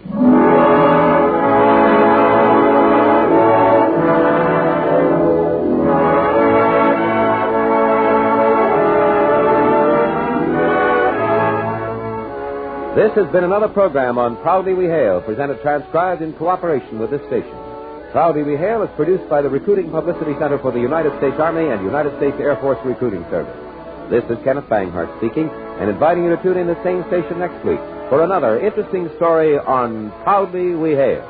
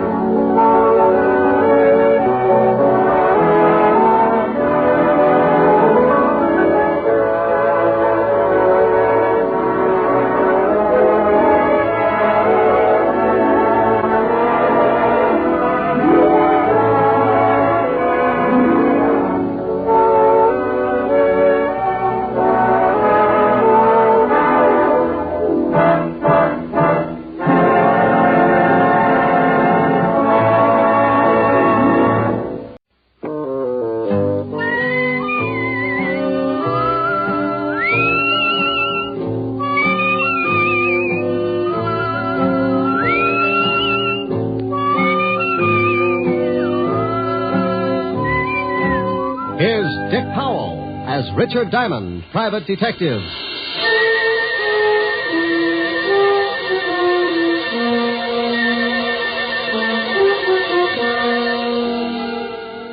Hello there.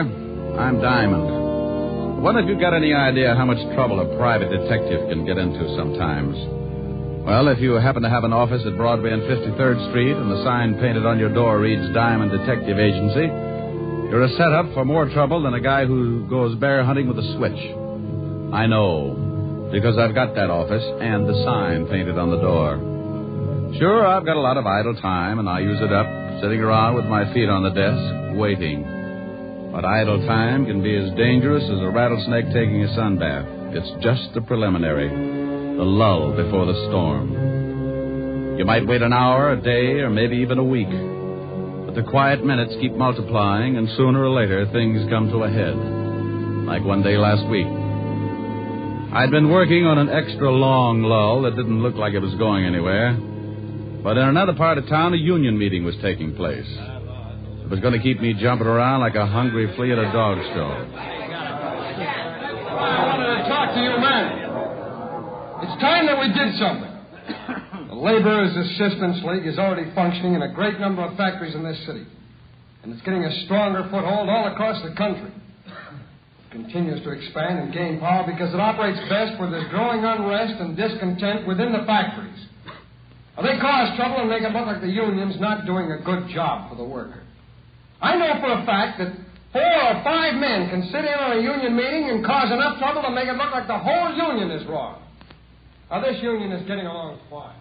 He's really out to make trouble tonight. Yeah. If he keeps it up, this is going to be a tough union to crack. He won't keep it up. We're going to take care of him. Oh, what good will that do? His brother Phil will be in from California next week. We can shut his brother up, too. Are you sure he planned this thing with his brother? Yeah. When he gets in from California, he's bringing enough information to put us out of business. No, that just gives us a week. He's talked too long. Let's break this meeting up. Is doing just that. Yeah? How do we know you're not talking through your hat? Well, now, look, you all know me. I gripe as much as the next guy. But I know for a fact that this league is not only working like that all over the country, but now it's beginning to move in on our factories and our unions. Yeah, but how do we know it's such a bad thing? They're a bunch of racketeers. And if you don't believe me, you come to this meeting next week, and I'll give you the proof you want. I don't know. Well, I guess you're right. He promised them proof of the week, and that's what his brother gets in. Don't worry about it. When he gets the package, he won't be able to give anybody anything.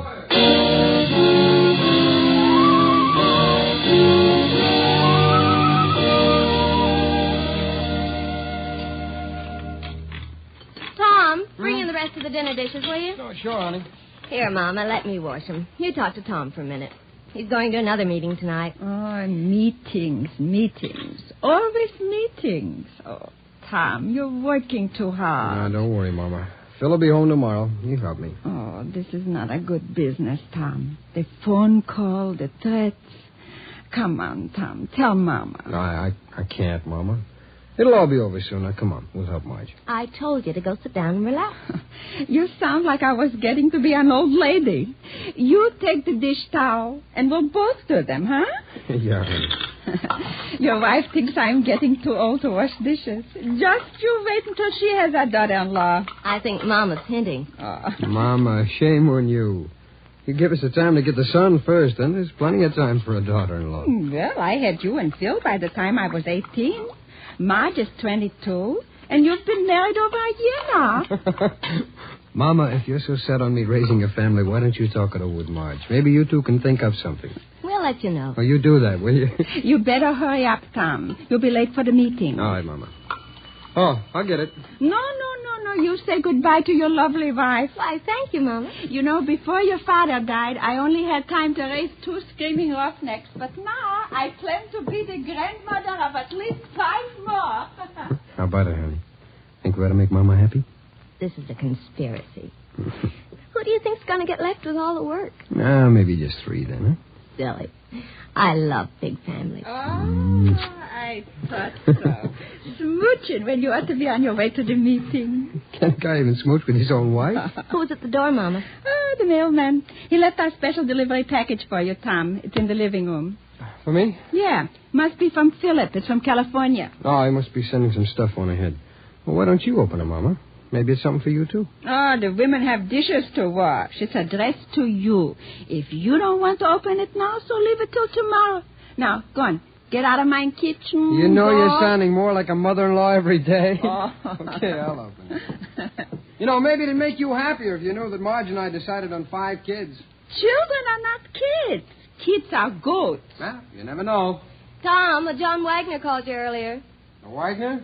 What do you want? He didn't say. Who's the package from? Oh, that's from Phil, all right. I know it's a surprise because he sent it to me at the shop first, and then they sent it on here. Wonder why I didn't get it at the shop. Well, what is it? Just a second, Mama. Wrapped up pretty tight. Oh, it's sure heavy.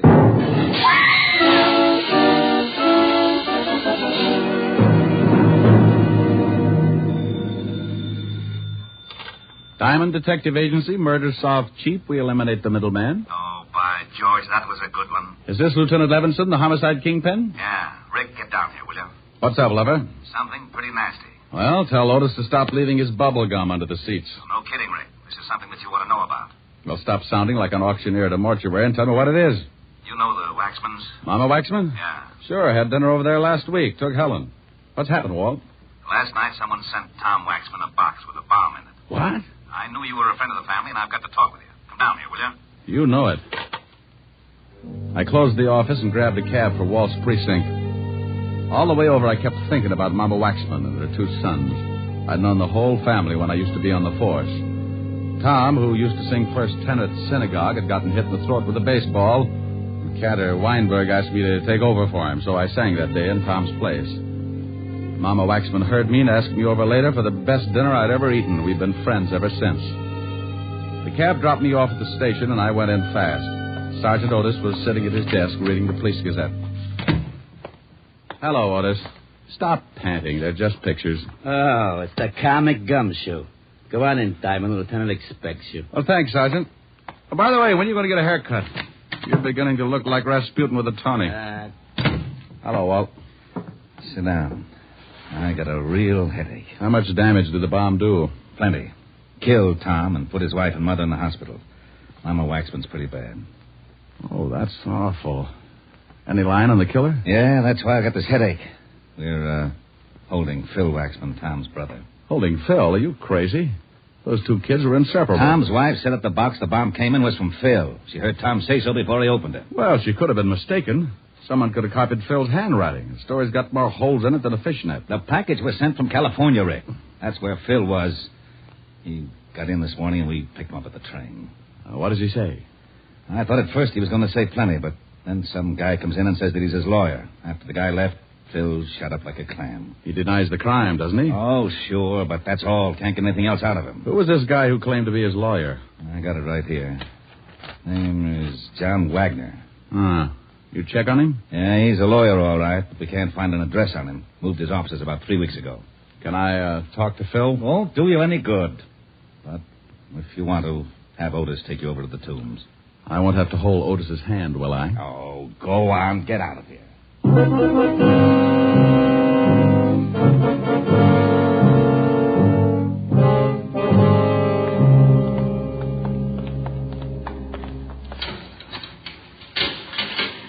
There's somebody to see you, Waxman. All right, Diamond. You got 5 minutes. How are you going to keep track, Otis? On my fingers. Well, that'll only get you up to 13. I'll scream if I need you. How are you, Phil? You're in on a tough rap. Yeah. You want to tell me about it? I've told the police everything I'm going to. Who was the lawyer who came in to see you? Just a lawyer. John Wagner? Just a lawyer. Look, what were you doing in California? Now, Phil, I know you didn't send that bomb. Why don't you open up and get yourself free? I've said all I'm going to say. Now, get out of here, Diamond. Oh, it's like that, huh? Yeah, it's like that. Oh, come on. Go on, get out. Okay. But don't forget your mother.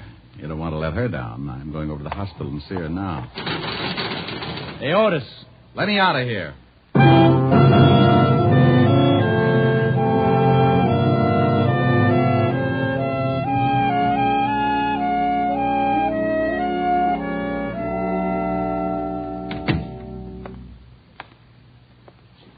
Hello, Mama. What? Who? Oh, Richard. How's my big policeman? Fine, Mama. Did you know that one of my wonderful sons is dead? Did you know that, Richard? Yes, Mama.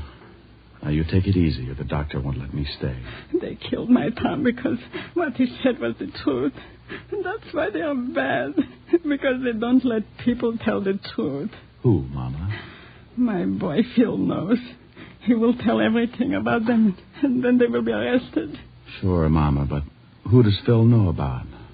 I just saw him, and he won't tell me. Mama. I feel so sleepy. I'm tired. Mama. You'll have to leave now, Mr. Diamond. Is she asleep, nurse? Yes, we gave her an injection before you got here. Oh. Well, then may I see Mrs. Tom Waxman? For a minute, yes. She's in this next room. She isn't as serious as Mrs. Waxman, but she has to rest. I'll give you a minute with her.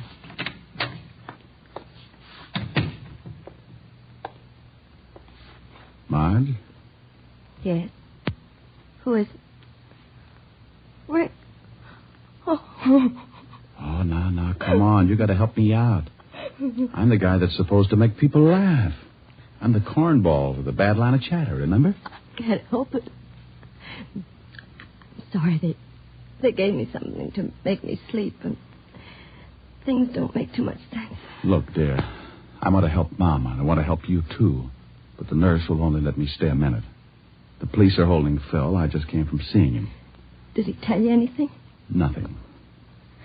I made a mistake and told the police that the bomb had arrived in a package from Phil. I didn't think...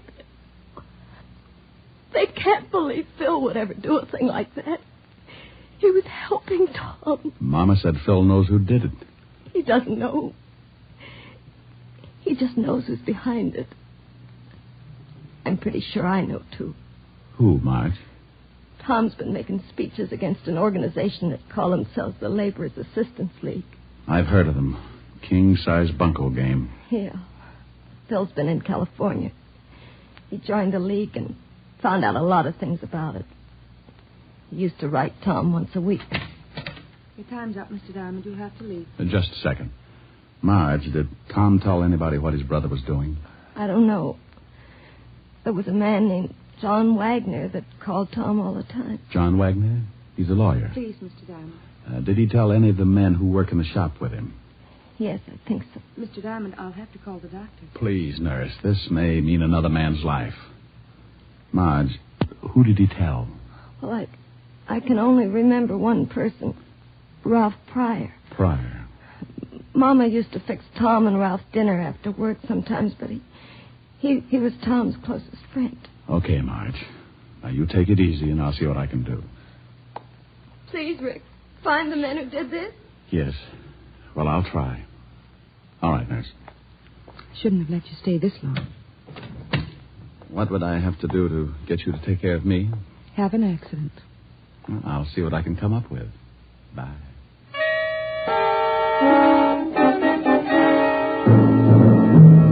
I left the hospital and walked out on the street. One of those sidewalk photographers snapped my picture and handed me a card in case I wanted to send him 2 bits for the print. I threw the card away and headed to the factory where Tom had been working. The superintendent took me down and introduced me to the new foreman of the shop. Yeah, pretty rough about Tom. That's an understatement. Tell me, when did you take over Tom's job as foreman? This morning. How long have you worked for this shop? About 3 years. Why, are you a cop? I might be. You know a guy named Ralph Pryor? Sure, that's him. Right over there about that there turtle. Want me to call him over? No, I think I can make it under my own power. Hey, you Ralph Pryor? Yeah. You knew Tom Waxman pretty well, didn't you? Yeah. Well, don't cry on the machinery. It'll rust. Who are you? What do you want? Name's Diamond. Let's say I'm a friend of the family. Well, good for you. What are you snooping for? I've got an erector set. I just love machinery. Well, don't get too close to this machine or it'll take your arm off. As long as it's not the one I count my money with. How long have you worked here? None of your business. Where were you during the war? Same answer. Well, thanks, Mr. Pryor. You've been grand. Hey, foreman. Yeah.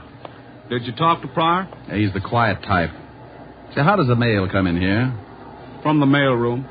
Ask a silly question. No, I mean, who brings it in? Well, no special one. Foreman usually sends someone after it. Do you remember a package coming here for Tom yesterday or the day before? No, if there'd been one, Tom would have seen it.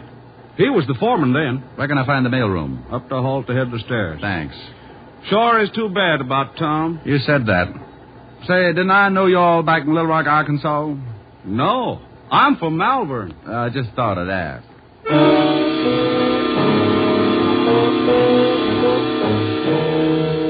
I went up and talked to the mailroom clerk, and he was a little more help. There had been a package for Tom. He told me that he'd sent it down along with some other mail, but he couldn't remember who'd picked it up. I was beginning to get warm, and I knew it.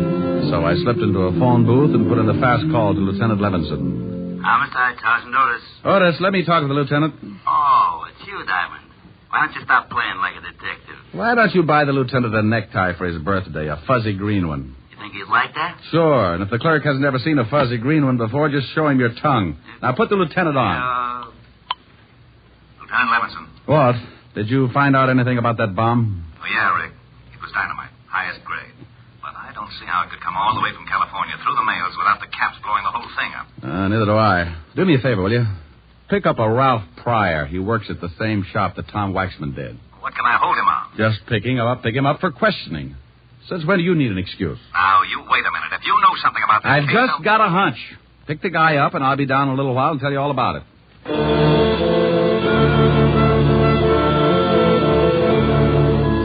I hung up on Walt just as he was getting around to the words you could censor and headed back to the factory.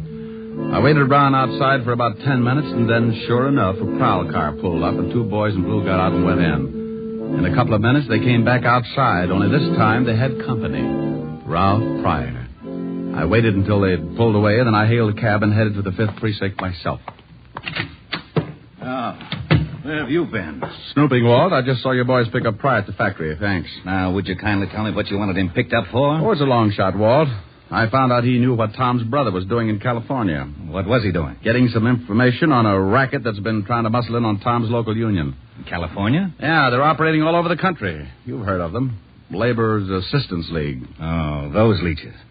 Well, I still don't see what this has got to do with Pryor. Well, I think that bomb was sent from the factory here in New York.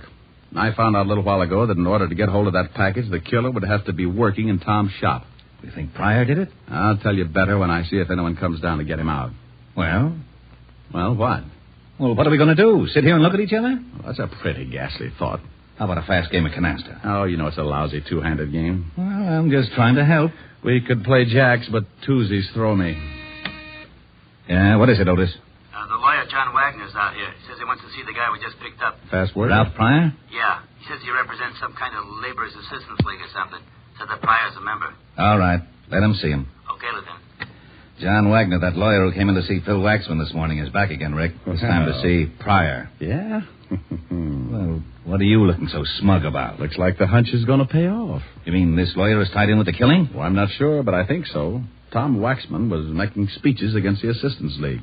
Now, a lawyer from the league shows up to help the only guy who knew what Tom was up to and worked in the same shop with him. Now, I suppose you want me to hold the lawyer. No, why? How do I know? That's what I asked you. What, am I supposed to know everything? Lock him up if you want to. What for? He's not guilty. How do you know he's not guilty? Because you had me pick up Ralph Pryor. Well, let him go, too. Let him go where? With his lawyer. I thought you wanted me to lock up the lawyer. Well, that was your idea. What was? Locking up the lawyer. I don't want to lock up the lawyer. Well, let him go. He's not in. Pryor is. Well, let him go. Who? Phil Waxman. How did he get in here? I don't know. You put him in. Of course I put him in. Now, why should I let him out? I don't know. I asked you. Ask me what? Why you put him in. Now, wait a minute. Otis! Yeah, Lieutenant? Empty the jails and throw this idiot out of my office. Thanks, Walt. Bye. I went out in the squad room and spotted the lawyer just as Otis started back into Walt's office with a glass of bicarbonate. He was a little guy, dressed neatly in a Homburg, blue suit, and spats. I made sure that he was my man, and I went out in front of the precinct to wait. I hung around for about half an hour until he finally came out, and then I started the tale. He grabbed a cab, and so did I. We went across town, and I watched him as he got out and went into a big building on 38th Street. I went in after him. We rode the same elevator to the 8th floor. We both got out. I made like I was looking for a room number, and he went in the door with a sign on it reading Continental Shipping, offices in New York, California, and London. I got close to the door and could hear a phone being dialed. I'd have given my eye teeth, complete with the fillings, to have heard what the conversation was about. Yes, I just went down to see him. He'll be released in an hour. I've got him passage on the tramp steamer. When they release him, he'll meet me at the place I picked, and I'll give him the ticket. I'll tell him the police are up to something, and he'll have to get out of the country. Now, don't worry about that. He'll never get there. The captain of the ship is being paid to see that he doesn't. All right. Yes, everything is going as well as can be expected. Oh, one more thing. A friend of Waxman's, a private detective, is following me. One of our men took his picture coming out of the hospital after seeing Waxman's mother. Yes, well, don't worry about it. I can take care of him when the time comes. All right, goodbye. I waited until he came out of the building and the hunt was on again. I grabbed another cab and it took my last $3 chasing him to a little waterfront dive on Canal Street. I followed him in and watched him sit down in a booth at the back of the room. I made like an unhealthy patron and took a table near the door where I could watch.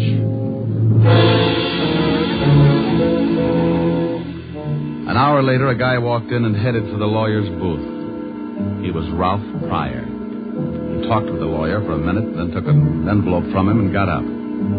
He went out, and I went after him. If I was right, he was my killer, and the lawyer could wait. Ralph. Huh? I want to talk to you. I thought I told you to stop snooping. Bad right ear. Let's step in this alley. Oh, what? Get in the alley. Hey, what do you think you're shoving around? You're just full of questions. You know, mister, you're not so big that you can't end up with a busted head. Now, let me go. I guess you better understand something. Oh. Get the point? Well, you dirty... Still want to play, huh? Oh. Maybe you haven't guessed it, but I'm mad. I'm going to kick you from one end of this alley to the other until you tell me who sent that bomb to Tom Waxman. I don't know what you're talking about. Okay, the state might slap my wrist, but I don't like losing good friends. Oh, my nose. You should see Mama Waxman. She looks a lot worse, but she's got a lot more troubles. She lost a son. Wait a minute. I can't take any more. Sure you can. Sure. Just think about something else. Tom Waxman, maybe, or his wife and mother. Want to tell me? Mm-hmm. Okay. No. Please. Wait a minute. right, I did it. I did it. Leave me alone, will you? You picked up a dummy box sent from California to the factory and you planted a bomb in it. Yeah. Why? Because Brother Phil had evidence enough to smear the League? You know a lot, don't you? Sure, Tom was going to present the evidence in front of his union. And the League sent an empty box from California addressed with Phil's forged handwriting. I went up to the mailroom and picked up the box and put the bomb in it and sent it to Tom's house. You do it for the League? Yeah, I did it for them. Who's the boss of the League? Well, I... Come on. All right. It's... Oh. Now you'll never know. Wow. Mr. John Wagner, complete with Derringer. I hope you noticed the error of his ways, Mr. Diamond. He talked too much. You got a funny way of keeping clients out of trouble. I'm glad you noticed. I'm going to do the same for you. Won't you need a retainer? No, this one's on the house, so to speak. I think you're going to get one anyway. That cop at the end of the alley with a riot gun doesn't look like he's hunting gophers. That is a very stale attempt at throwing me off guard. Anyone that would be stupid enough to try a worn-out stunt like that deserves to die. You'll make it easy for me. Okay, suit yourself. Fire when ready, Gridley. What do you think? Thanks, Walt. You arrived in the nick. Nick Pick, a big gazunt.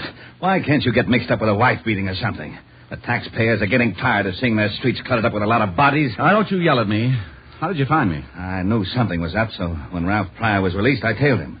I saw you tailing Pryor. I saw the lawyer tailing you, so I tailed the lawyer. Well, if you'd had an 8-piece band, you'd have had a parade. Oh, nuts. Oh, what's the matter, Walt? You'd have had to shoot him. He was going to kill me. Oh, I'm not worried about that. Well, what is it? I forgot to bring my bicarbonate along. Oh.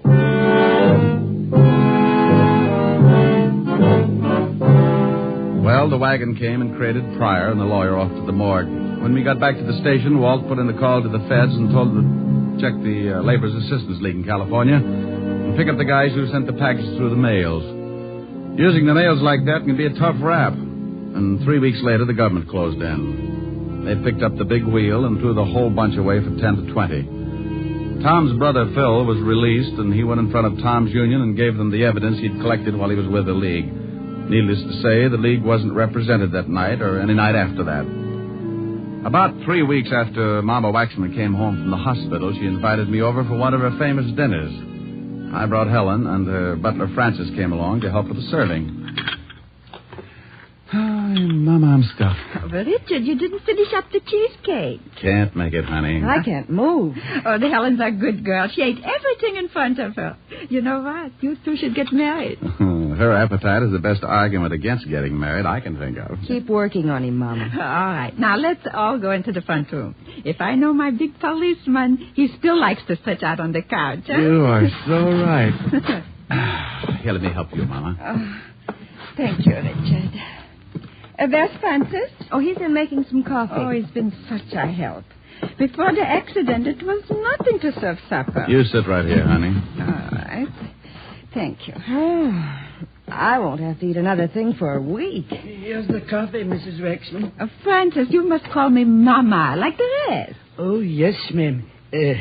Mama. Did you have enough to eat also, Francis? It was simply wonderful. You know, someday if Miss Asher doesn't mind, I'd like to stop by and... well, just to swap recipes, as it were. Well, I think that would be wonderful, Francis. Why don't you do that? I'll give you some fine ones, Francis. Where's Phil tonight, Mama? He had to go to our union meeting. He's going to work in Tom's shop. He also asked me to thank you for singing at the funeral. Glad to do it, Mama. Richard, we always wondered where you learned to sing in Yiddish. Well, I used to pound a beat on the Lower East Side. Ah, well, would you do me a big favor, Richard? Sure, dear. I'm feeling a little sad about my boy tonight. Would you sing something for me? This song he liked you to sing. Oh, I'm a little full of dinner, Mama. Please, Ray. Oh, yes, sir. Please, Mr. Diamond. Well, all right. Mimi. A Yiddish Mädel, darf a Yiddish boy. It's pretty good for a shaker, so, Mama. Fine. Du schöner Mädel, denn es darf sein a Säu. What does it mean? Don't tell her, Mama. Weil in der Teure ist geschrieben, in der Säu ist du's verblieben. A Yiddish Mädel, Der verjährige boy. Hi, hi, hi, Hosenkale, Mazel tov. Oh, that was wonderful, Richard. You know you would make a fine cantor. Well, thank you, Mama. How'd you like it, Francis? Ha! Als een hazen bist der gitten Dishwasser. What?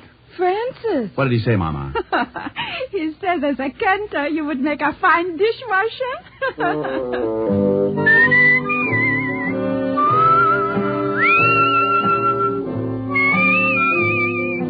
You have just heard Richard Diamond, Private Detective, starring Dick Powell. Hey, Eddie, you mind if I butt in for a minute? Not at all, Dick. Thanks. I just wanted to tell the people that next week our show is going to be on at a different time and a different day.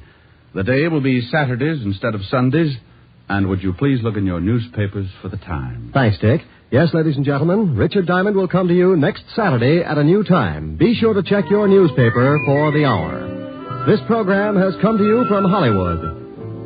This is NBC, the national broadcasting company. Crime does not pay.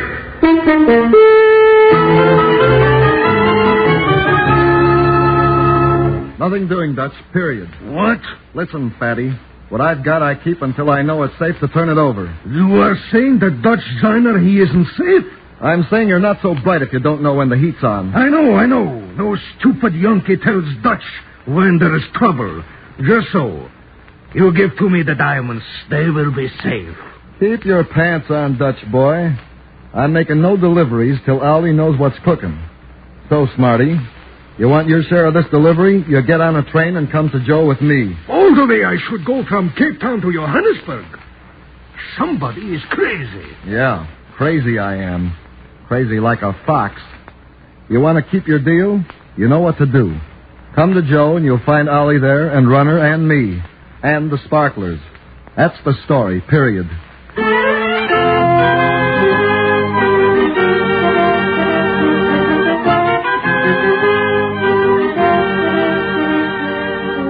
In the interest of good citizenship and law enforcement, we present Crime Does Not Pay, based on the famous Metro-Goldwyn-Mayer series of short subjects.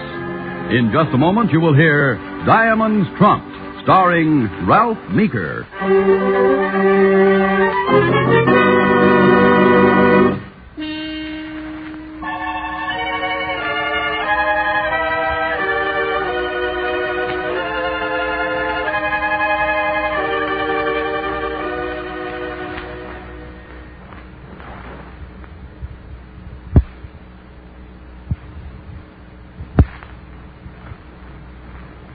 Now, Crime Does Not Pay, starring Ralph Meeker as Yank Sadburn in Diamonds Trumped.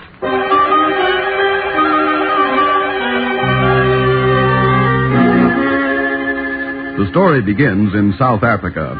Up in the Transvaal, a good many miles from Cape Town and the sea, is Johannesburg, the city that's an odd combination of the modern and the frontier, where native and Boer and British mingle.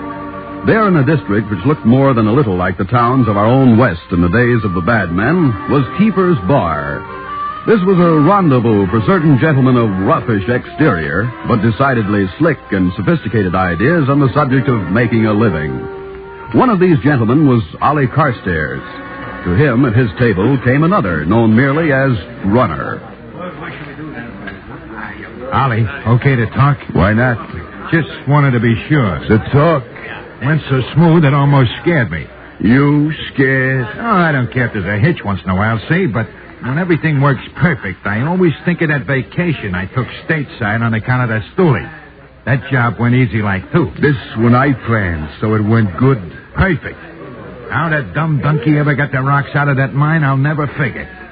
Everybody gets searched on the way out and all that. Yeah, I've been there, I know. And that monkey ain't so dumb. Yeah. So, he turns the corner on a button of 7, see? Yeah. I gives him the high sign. He walks past like he don't know 1 from 2, see? I figures maybe it's the wrong character. Then, boop! Right in front of me, this. You opened it? That. There's 5 big stones in there. They're gonna be buttes after they've been cut and polished. Okay. The fella said 4, he gives us 5. We pay for 5 next time he does better. What's wrong, Runner? Big ears. Next table. So? Yeah. So? Think he caught anything? He's practically crawling on your back. Okay. Look, I'll take the bag. Finish your drink. Get up, walk around behind him. When you got him between us, whistle. I'll take it from there. We know he's there? I think so, but he ain't budging. Okay. Let's do it. Here I go. Okay, big ears, what do you think you're listening to? Yeah, Snoopy, speak up. You're crowding me, fellas. Good customer, ain't you? You want us to take care of him? I doubt if that'll be necessary. I'll be the judge of that. No doubt you will. Where do you want to hold court? It's a trifle noisy in here. Yeah, he's asking for it. You sure are, big ears. Start walking. Which way? The back way. Get moving, step it up. I'm not too familiar with this place. Just a stranger in town, you know. You follow Runner. Hiya, Runner. This way, Snoopy. Check. Okay. Now, who are you? Why? You want to identify my body? Answer the question. The name is Sadburn. My pals call me Yank. And tell Runner to stop shoving that piece into my ribs. I have no intention of making trouble. Shut up. Speak when you're spoken to. You heard the man, Sadburn. Now then, what did you hear back in there? Only what I heard down below in Cape Town. You're in the diamond business. Your name is Ollie Carstairs. This is your boy, Runner. Shall I give it to him now, Ollie? Keep talking, Sadburn. Well, there's not much else to talk about. It's obvious to anyone who knows that Runner has just delivered some goods, as the British say, from Kimberly. That you're getting a shipment ready, and I could be useful to you. Yeah? Which way? Dead or alive? Well, from my point of view, the answer to that one is obvious. Look, so far you've been talking about me. Let me hear about you. Ollie, you gonna let him... Shut up, Runner. Let the man talk. Ancient American custom, for which many thanks, I got out of the States on a freighter. And with a tip that someone was operating on this end in the business which I've had some small experience. Small? Well, I did 5 years for it when some stoolie tipped the dock boys and picked up the usual reward. You know better now? Better than to trust a stoolie? Yeah. Or anyone who might be a stoolie. Also, my cellmate was an old geezer who knew all the tricks. He taught me the best of them. Why my business? Why not something else? I'm interested in a big deal. I want real dough.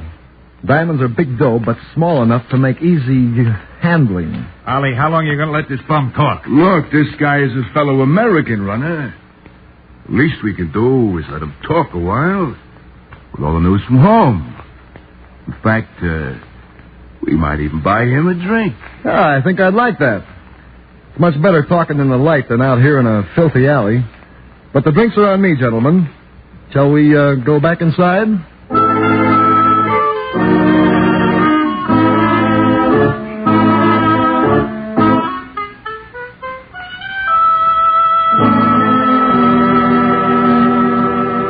So the dumb monkey is happy with the dough I give him, and we got a beautiful deal. Good enough, Runner.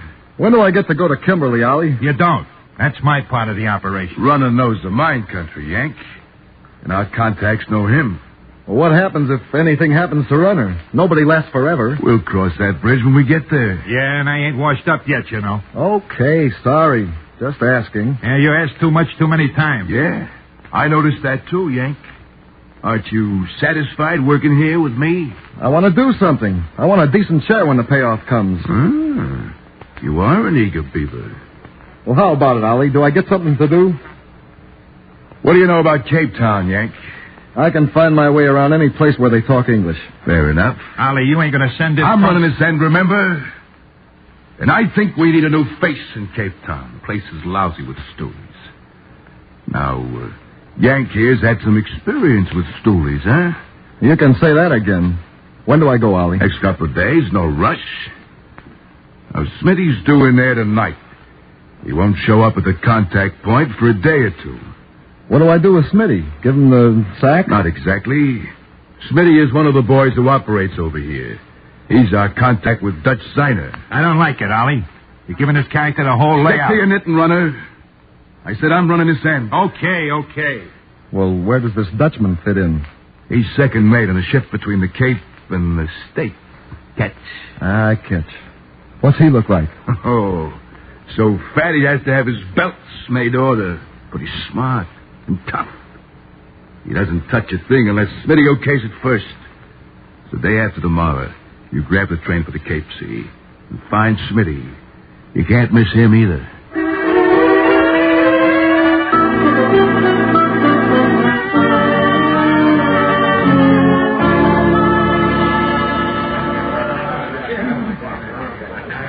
This joint changed management? Not in 10 years. New bouncer? Obviously. Another drink? Yeah, might as well. Fill her up again. Right. Heard a lot about the other bouncer. That so? Yeah. Heard he was a little guy. Knew all the tricks. He knew a few. Drink, mister. What, you rushing me? You ask too many questions. I never asked the little guy's name. I never noticed. Heard it was Smitty. You hear a lot. Where? Up in Joe. Smitty's gone. That I never heard. Few days ago, he had visitors. They came to call for Smitty. He won't be back for quite a while. If you know what I mean, friend.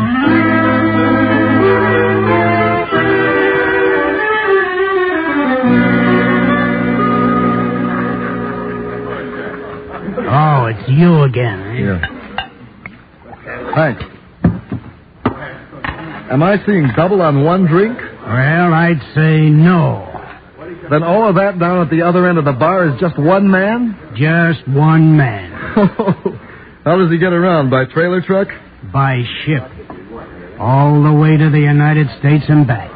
Several times a year. Oh. Smitty had a friend like that. I know. The fat fellow is interested in Smitty's other friends. Would you care to bring us together? We are together, my friend. So I see. It is very foolish. You ask about me, I ask about you. Because we both miss Smitty. So we take a table and talk together, yeah? We take a table and talk together? Yeah.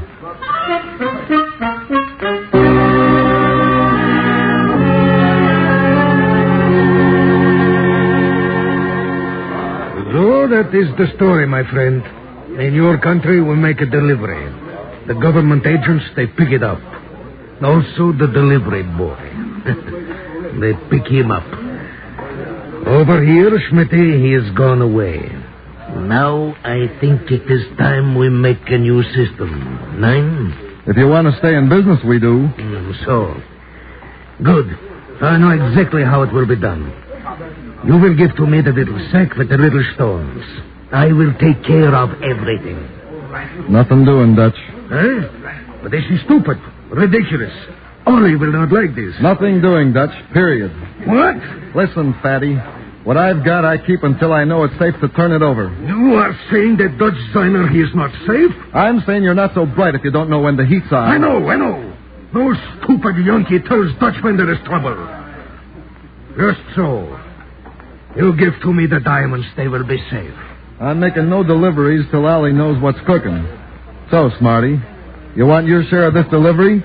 You get on a train and come to Joe with me. All the way I should go from Cape Town to Johannesburg. Somebody is crazy. Yeah, crazy I am. Crazy like a fox. You want to keep your deal, you know what to do. Come to Joe. You'll find Ollie there and Runner and me and the Sparklers. That's the story, period.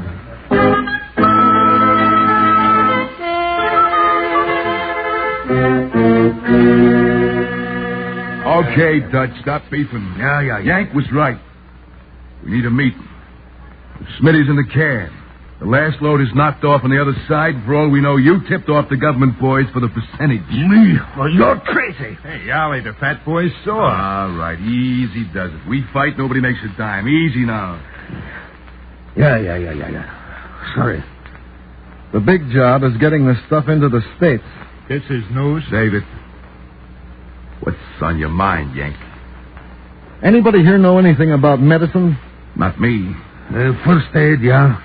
Also, once I fixed a broken leg at sea. How about you, runner? Shut your trap. I take it that means no. You can take it. Keep talking, Yank. Well, I don't know very much, but I do know this. That a heavy layer of fat can be a good hiding place. This is an insult. You accuse me? Not accuse you, Dutch. Just use you. Wait a minute. I don't get this. It's a cinch and beautiful. We send this shipment into the States in Dutch. But you want me to swallow? Who said swallow? See? Razor sharp and sterilized before I came over here. We boil the stones, see? No infection that way. We make a little slit. In they go. We patch it up. Dutch takes them out himself. Nine! This is impossible. Impossible? Nuts. Why, this is the neatest idea since the racket began. Nobody will think of touching that big fat belly of yours. Yank, it's great. Great. It's not his belly. I gotta hand it to you, Yank. It's perfect. Nine. I get out of here. You stay till Ollie says you go or I'll blow your belly off. Use your head, Dutch. You want your dough, don't you? And I guarantee it won't hurt any more than a scratch. Ollie? Take off your shirt, Dutch, and lie down. Shall we go in, doctor?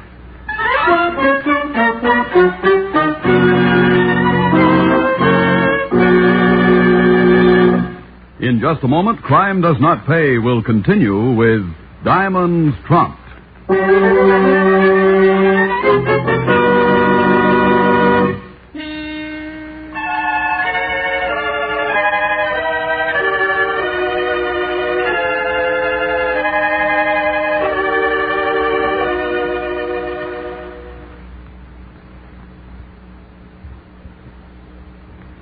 Now we continue with Crime Does Not Pay, starring Ralph Meeker as Yank Sadburn in Diamonds Trumped.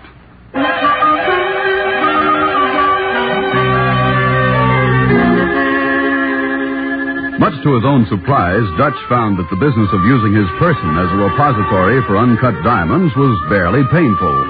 In fact, he made a few jokes about the sudden increase in value of himself on the hoof, so to speak, and then proceeded on his way back to Cape Town and his ship. Up in Johannesburg, the three conspirators at that end, Ollie, Vunner, and of course Yank, waited anxiously for word of the result. It came in the customary form of the yellow cablegram. It's here, Yank, runner. So what's he say? Everything's copacetic, I assume. Get this. Lost weight last night. Reduced but gained in other aspects. Large amount. Returning 4 weeks. Signed, Dutchman. Yippee, we're in. How can we miss? Unless Dutch takes a 9-day diet. Don't even think that. It was a great idea, Yank. You're solid. Thanks, boss. But, well, it's the same old question. We flood the market stateside with these stones.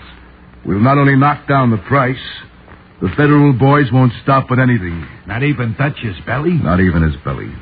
Yeah. But it's a new twist at any rate. Want some other ideas? Shoot. All right. I figure it this way. There are two ways of getting at things like this.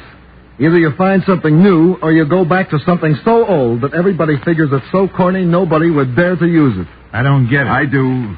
Keep talking, Yank. Look, we just pulled a good deal with Dutch. It was new. All right. Now the switch. The oldest gag in the world. Now I get it. New to old. Nobody figured. Check. How about, shoes? That one? Mean like stashing the stones under rubber heels and walking in on $1 million? Exactly. And 3 or 4 other angles like that. We go to work now. Then when Dutch gets in, we're all set to ship him right back.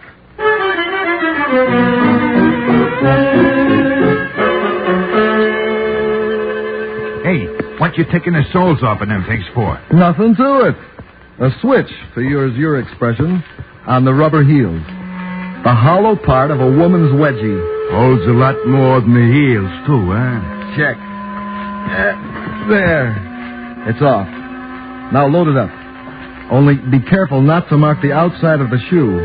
We'll have to seal the covering of the upper back to the edge of the sole, as if the shoe was new. What's funny, Runner? I was just thinking.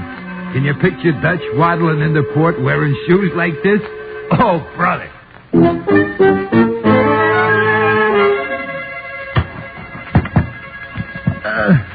Let's get the floor of this plane up, Runner. It's coming. Now, watch your nails. We'll have to keep them straight so as we can get the board back in the floor, see? Yeah. It'd be great if they switched planes on us. This one stays in Africa. I covered that. This is the only plane at the airport that'll fly in the morning. Yeah? How are you so sure? You'll be surprised to know how much engine trouble the mechanics are going to find when they test the other planes tomorrow. What? Boy, oh boy, you sure think of everything. Something is rotten, and not in Denmark, my friends. Something is very rotten. Stop sputtering, Dutch, and talk straight. What went wrong? Every one of the stones from the belly, picked up from the dealers. Every one found. For what I take them in, eh? For what? Something or someone is wrong someplace. Maybe Dutch drinks too much.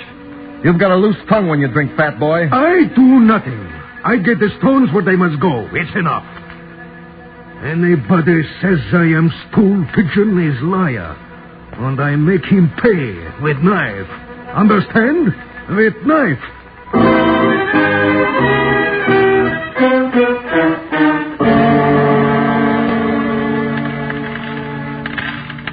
There they are, fellas. See? Biggest lot yet. Not bad. Not bad at all. It's too many. No one can get in so many. Why not? You're reducing Dutch? 9. It's just too many. Maybe not. Oh. Another idea, Yank? Could be. Ideas. And all the stones they are picked up. Yeah, but not until after they get into the States. I think somebody's tipping the job on the other end. What's the idea, Yank? Look, we buy a car. A little English car. And drive it home? We ship it home. 9. Seat cushions is no good. This they know about. All right. How about the bumpers? What you mean, bumpers? Tape to the inside of the bumpers, maybe? No. Really inside the bumper. We hollow them out, cachet the stones, seal up the outside, and we even pay duty on the car. Ah, it's crazy. Who'd we ship it to? We take it ourselves. Ourselves? Yeah. A Dutch ship. 3 Americans come home with a car they picked up in Africa. Simple and neat. I couldn't go. Trouble, Ollie? Check. A small heist job some time ago. I broke out. I got away, but I go back, they grab me. No thanks. Well, then Runner and I could go.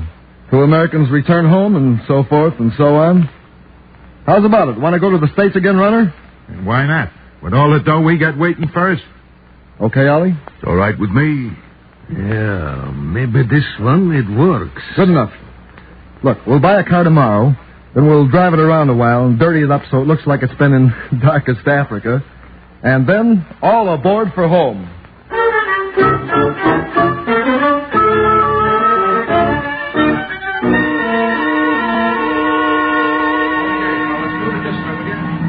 Here they are. My 2 passengers for their car, which in the hold has been... Very good, Mr. Signer. This way, gentlemen. Do many people bring cars back with them, officer? We don't have to clear too many through. Lots of people still think American cars are the best. And they're sure slick-looking American cars. But this little one gets 30 miles to the gallon. More sometimes. Not bad, but wait till it breaks down. Here we are. This is it, isn't it? This is it. She's a beauty, you can believe me. Every man to his own choice, I always say. Let's fill out the papers. How much does the car weigh? Runner, do you know? Nah, how should I know? How about you, Signer? Don't you check weight when you load a cargo like this? 9, only cubic footage. That's all. Then we'll have to weigh the thing. Where? Is this going to hold us up? Scales at the end of the pier. Is the jalopy in shape to be driven? Why not? Keys in the lock and all.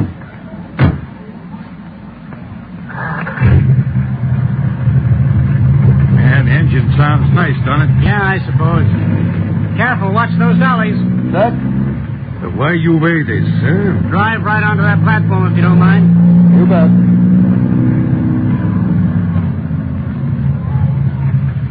Cut the engine, please. Dave, check this baby jalopy, will you? Right. Can't weigh much, half a pound, maybe. Electric scales? Could be. What do you get, Dave?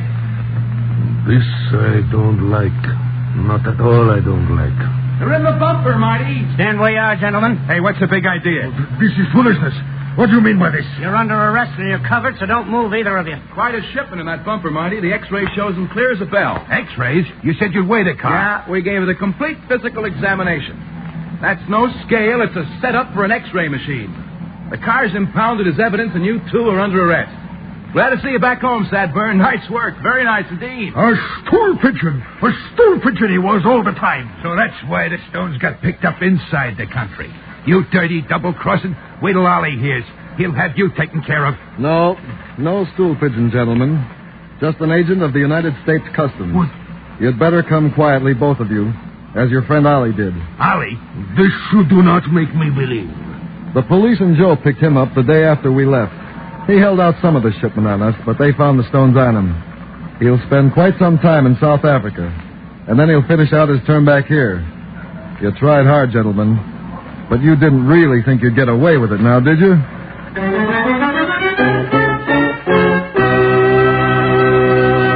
Crime does not pay.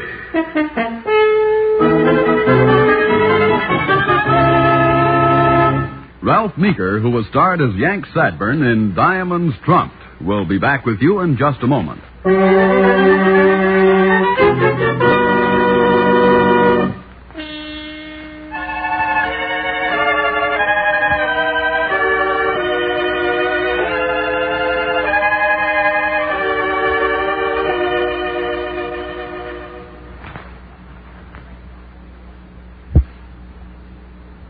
Now here in person is Ralph Meeker. For the kind of crime we've outlined in this story, greed is a great motive. But of course, it's not only organized smugglers who involve themselves with beating the customs. This law-breaking practice is considered fair sport by many otherwise highly respectable citizens. And they are caught, almost inevitably. Caught through the same kind of clever operations, the use of the same kind of scientific detection you heard about a few minutes ago. So whether it's an old label sewed into a new fur coat, a bottle of perfume wrapped in a stocking and pushed into the toe of a shoe, or the kind of methods employed by Ollie, Dutch, and Runner, it'll be well to think twice.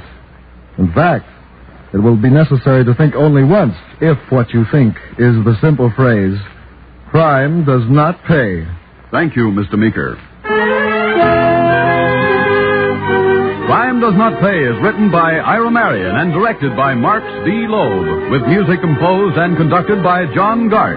Technical advisor is Burton B. Turkis. The events, characters, and names used in the story you've just heard are fictitious. Any similarity is purely coincidental. This is Bob Williams speaking.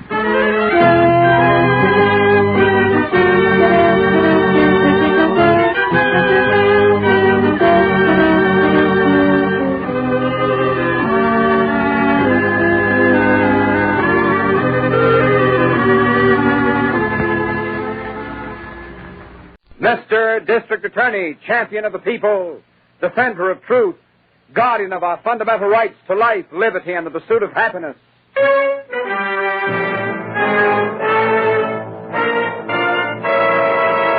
Mr. District Attorney is brought to you by Vitalis, Vitalis. Vitalis, the famous preparation that keeps your hair well groomed. And used with the speedy 60-second workout, helps you to keep your hair.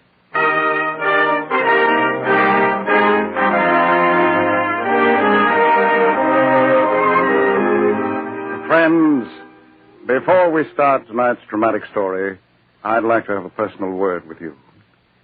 With our country at war, with each and every one of us determined to win this war, our government needs your material support. One way every man and woman can help is through the purchase of defense savings stamps and bonds. Buy a share in America. Buy all the defense savings bonds and stamps you can, this week and every week. Do your share in helping our country to win.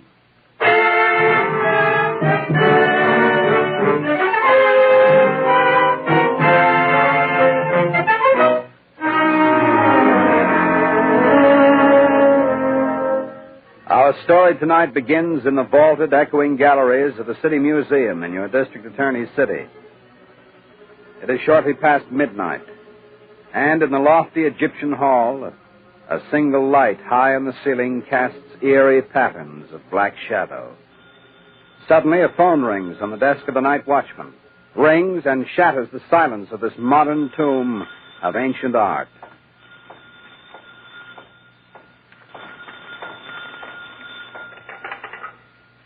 Hello? Hello? This is Patrick Cork, night watchman of the City Museum speaking. Hello? Hello?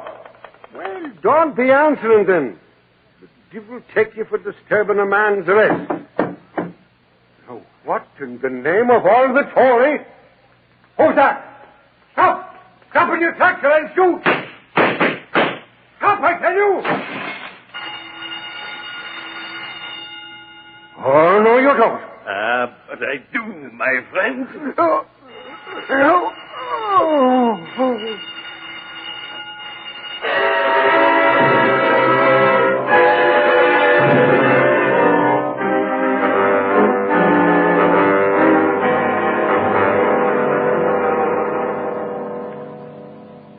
Well, what do you make of it, Chief? No watchman. No corpus delicti. No nothing. Yes, I know, Harrington. And we can't tell what's been stolen until the director of the museum gets here. Ah. Meanwhile, I want you to search this section of the museum. Yeah, okay, Chief. Okay, I'll take a look around. Oh. But the boys in the precinct figure it was probably just some kids got locked in after closing time. Well, that wouldn't account for the disappearance of the night watchman. That's right. Yeah. Those bloodstains there. And the telephone the police found off the hook. Mm-hmm. Now, they all seem to indicate he never left the building. No. Yeah, what did you find out about that phone call, Well, Chief? Miss Miller is checking with the telephone company now. But meanwhile, we've got to locate that night watchman. Yeah, or what's left of him. Yes, look in the Egyptian room first, Harrington. That's where the night watchman's desk is. Yeah, okay. Hey, Chief, here comes somebody. Right. Oh, yeah. Oh, that's probably Anderson, director of the museum. Oh, yeah, okay, Chief. If that night watchman's here, I'll find him, dead or alive. Right. How do you do, sir? How do you do? I'm Cornwall Anderson, director of this museum. I'm the district attorney, Mr. Anderson. Oh, how do you do? Exactly what happened here tonight? That's what I'm hoping you can tell me. Well, Patrick Cork, the night watchman, a devoted and trusted guard of long service. I think he could tell... He's vanished. Vanished? Yes. But how? We don't know. But tell me, is there anything in this section of the museum that might easily be sold? Oh, my dear sir, the museum is full of priceless relics. Well, yes, of course. But do you know of any particular item that might be marketable? My word, so you think...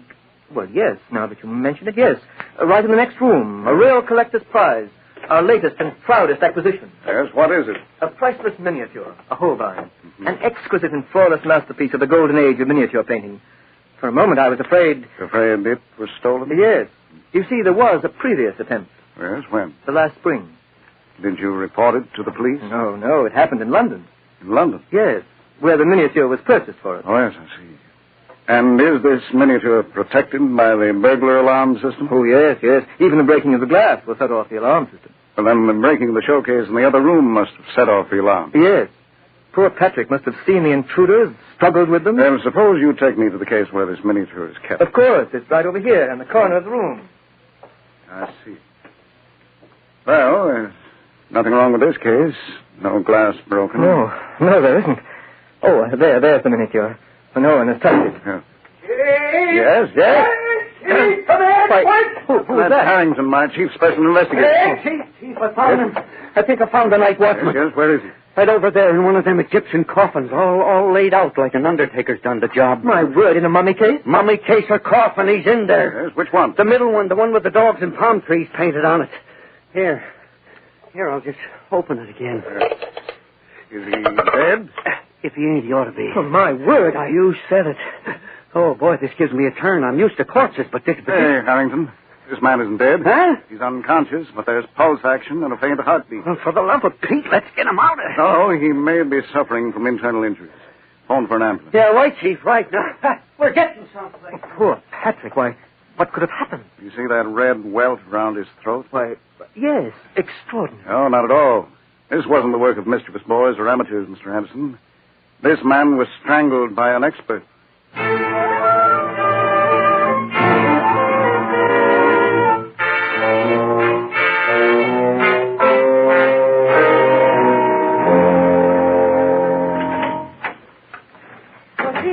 looks like this museum robbery was planned by some very clever crooks. Yes, extremely clever, Miss Williams. We're not dealing with thugs and gunmen. No. Any word from Harrington yet this morning? Oh, yes. He's on his way down here to the office. And he said something about Scotland Yard. Oh, yes. I wonder what he could have... Yes, this case has an international angle. You see, Anderson, the director of the museum, tells me there was an attempt to steal a prize miniature shortly before it was purchased in London. But, Chief, if there was a previous attempt, won't it be hard to check with Scotland Yard, what with the war and the heavy cable traffic? Yes, but fortunately, a yard inspector is over here now on other business. I met him just a few nights ago. His name is Essex.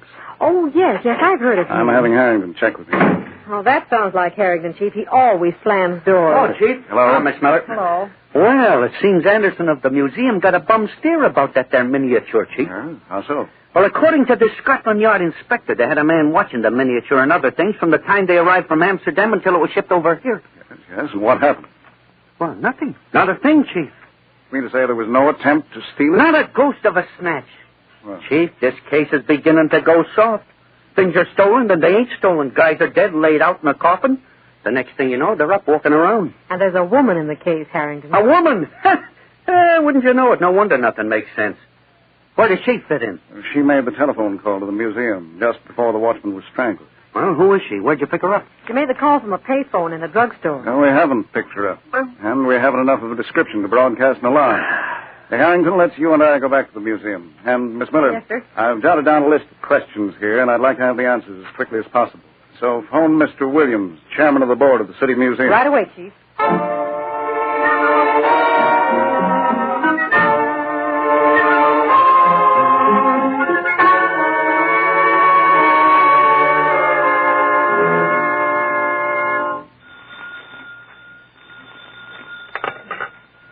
Hello.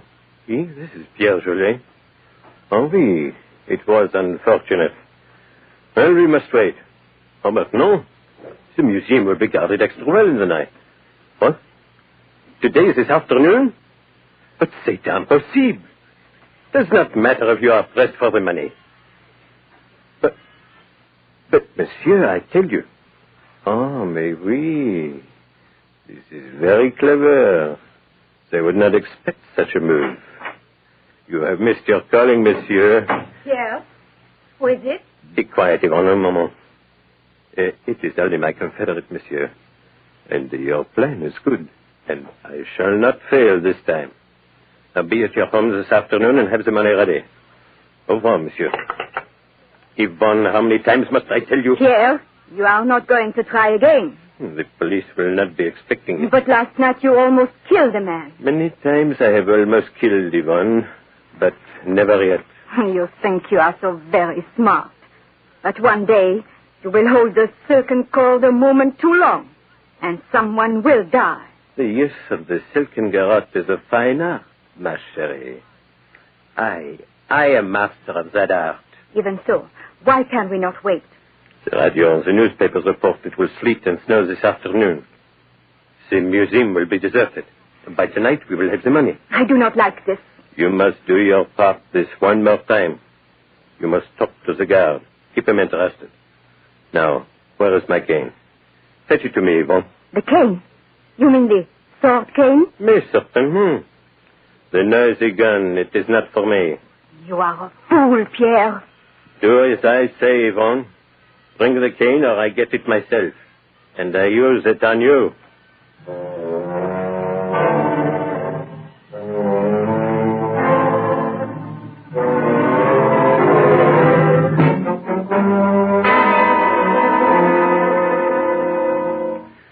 Boy, this here museum's nearly as creepy by daylight as it was last night, Chief.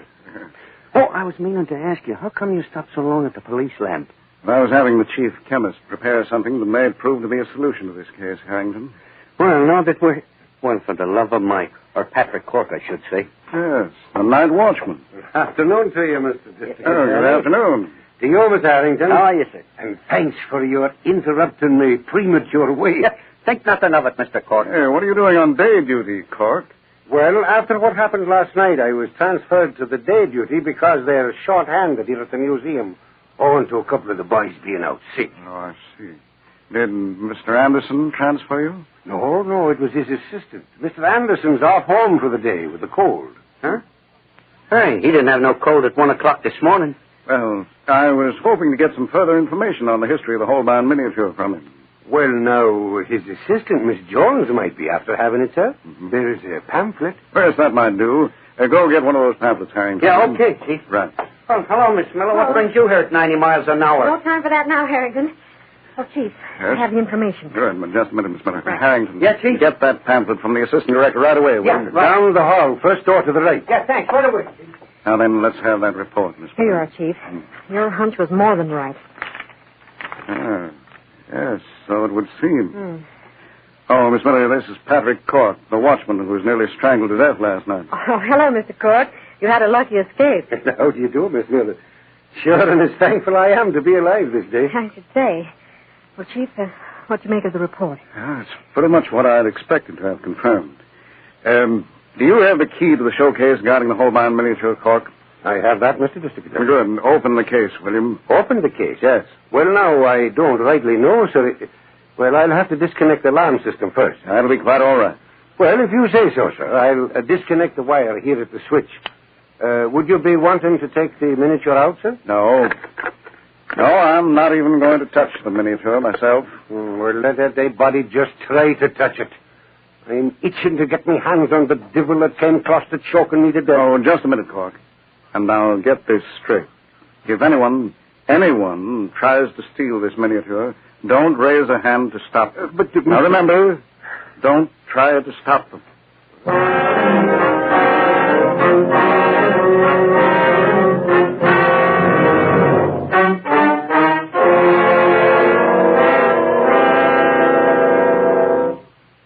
Come on, Yvonne. It is almost closing time, and we must act quickly. The museum is deserted. Pierre, this may be a trap. Nonsense. It is sleeting. That is why no one is here, and it is perfect. Now, go talk with the guard. Get him away from the miniature case. Into the Egyptian room. And give me time to cut the glass. Suppose the alarm goes off, as it did last night. Even so. There is only the guard. I will take care of him. There he comes.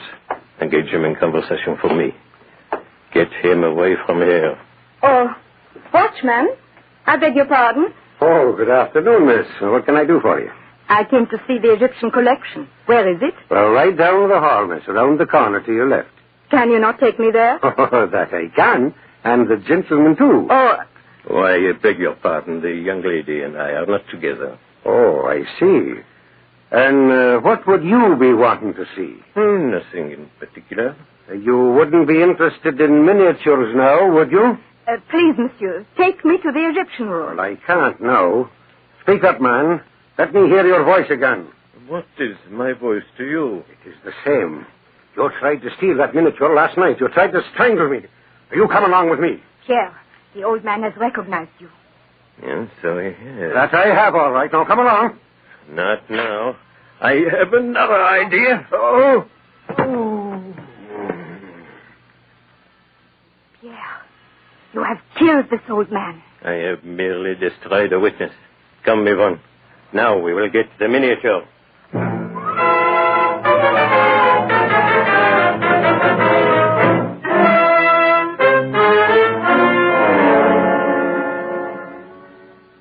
Well, Patrick Cork has ignored your district attorney's warning.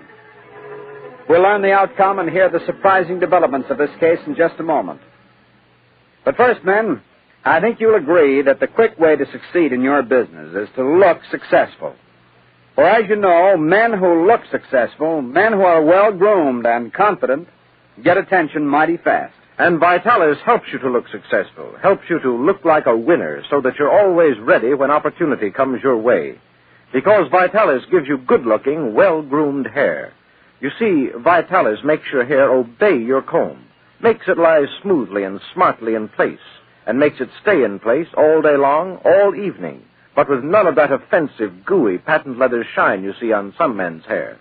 Instead, Vitalis gives your hair a natural look, a really well-groomed look.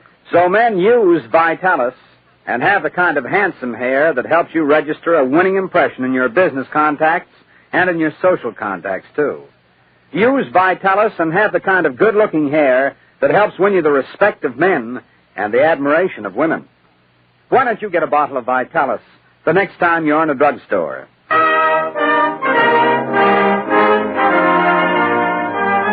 Now, back to your district attorney.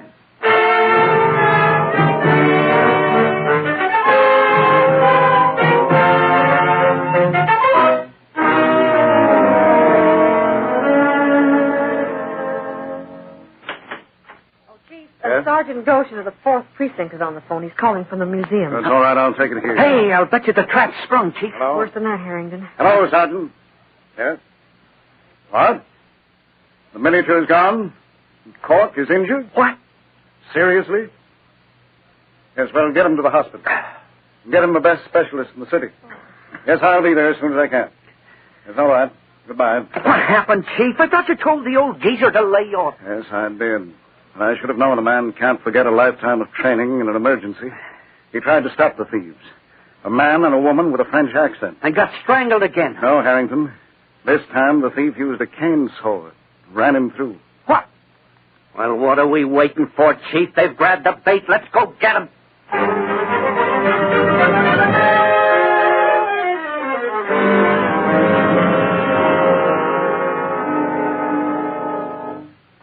Come into the study, sir. Thank you. Thank you. Was it necessary to bring your wife to my home? Yes, we are leaving the city immediately, Monsieur Anderson. Monsieur, give us the money and let us go quickly. Why? Why are you in such a hurry? What happened at the museum? Did you bungle again? No, this time I have the miniature. But unfortunately... Unfortunately what?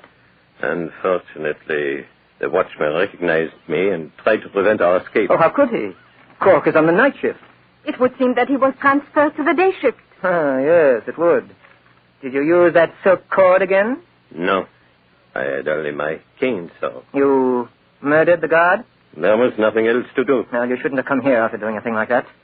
I have no intention of getting mixed up in a murder. It is too late for that, monsieur. You are mixed up with us. And if we are caught, you also will pay for the crime. I have your $5,000. Give me the miniature. I beg your pardon, monsieur.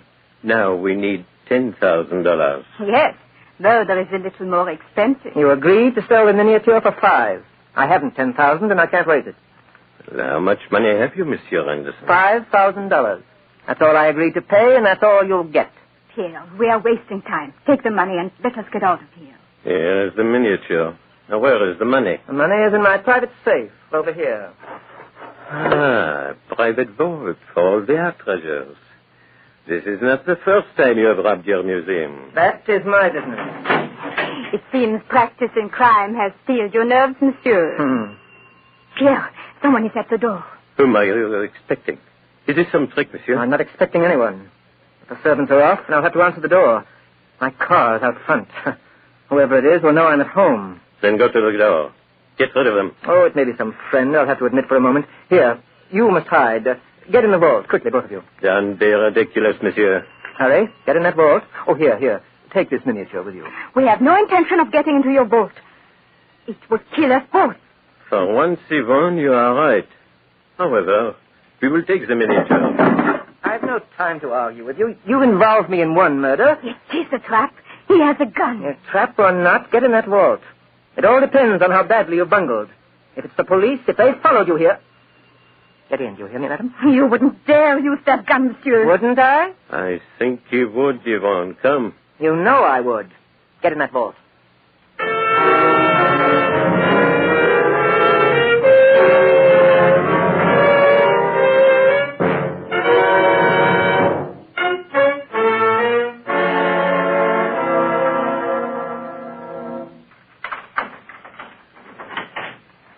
Good afternoon, Mr. Anderson. Mr. District Attorney. Yes, and my secretary and assistant, Miss Miller. How do you do, Mr. Anderson? How do you do? Mind if we come in? The snow is rather wet. Oh, of course. Thank you. I suppose you're here for some more information about the Holbein miniature. The miniature has been stolen, Mr. Anderson. What? Why, how did it happen? Have the police any clues? Oh, yes. Yes, there were quite a number of clues. Oh, I see you have a nice fire going in your study. Suppose we talk in there. Oh, yes, of course. This is terrible. I want to help in every way I can. Oh, Mr. Anderson, you're so pale. Are you sure your cold hasn't turned to grip? No, I don't think so. Perhaps you'd like a drink. I know this must be very upsetting for you. Oh, yes, I believe I will. Oh, will you join me? The whiskey is right here. Or rye, if you prefer. Some soda? Thank you. But if you don't mind, I'll have a plain glass of water. Oh, yes, of course. Well, that'll be enough water, thank you. Oh, Clumsy of me. I've spilled the water all over your hand. Quite all right, no harm. Chief, you're all right. Look at Mr. Anderson's hand. What about my hand? Look at them, Anderson. Why, they're turning purple. He's had the miniature in his hands, Chief. It must be somewhere in this house. What's the meaning of this? What are you talking about? How dare you insist? Save your indignation, Anderson. Where's the man with the French accent and his woman accomplice? I don't know. I know nothing about them. We'll get them. The guard described them. Well, then catch them. Why come here and accuse me? Your telltale hand. You've had the miniature in your hands. That's a lie. This purple in my hands means nothing. It isn't proof of anything. Sufficient proof to place you under arrest, Mr. Anderson. Arrest? You're going to arrest me? Yes. And on the basis of evidence I already have, I'll get a warrant to search this house for the miniature. You can't. You have no right. A perfectly legal right. Well, will you come with us of your own free will? Or must I call in my special investigator and have him handcuffed? Handcuffed? Oh, no. I'm not going, and you won't take me. Chief, he's carrying a gun. Yes, so I see. You'd better hand over that gun, Anderson. It's rather late in life for you to start making murder your business. Don't make me kill you. I'm getting away, that's all. Now, don't follow me. I'm going to get away. You ain't going, no. All right, Harrington, not too rough with him. I'm trying to be as gentle as I can. Boy, did I have a time getting in the back way. But I didn't do it. I didn't tell him to kill poor old Cork. I'm not to blame. You're a pretty cold-blooded man, Mr. Anderson. But a judge and jury will decide that. And I think I know how they'll decide. Well, Harrington, just as soon as you've got the handcuffs on him, come over here to this vault. I think that's where we'll find Mr. Anderson's two companions in crime.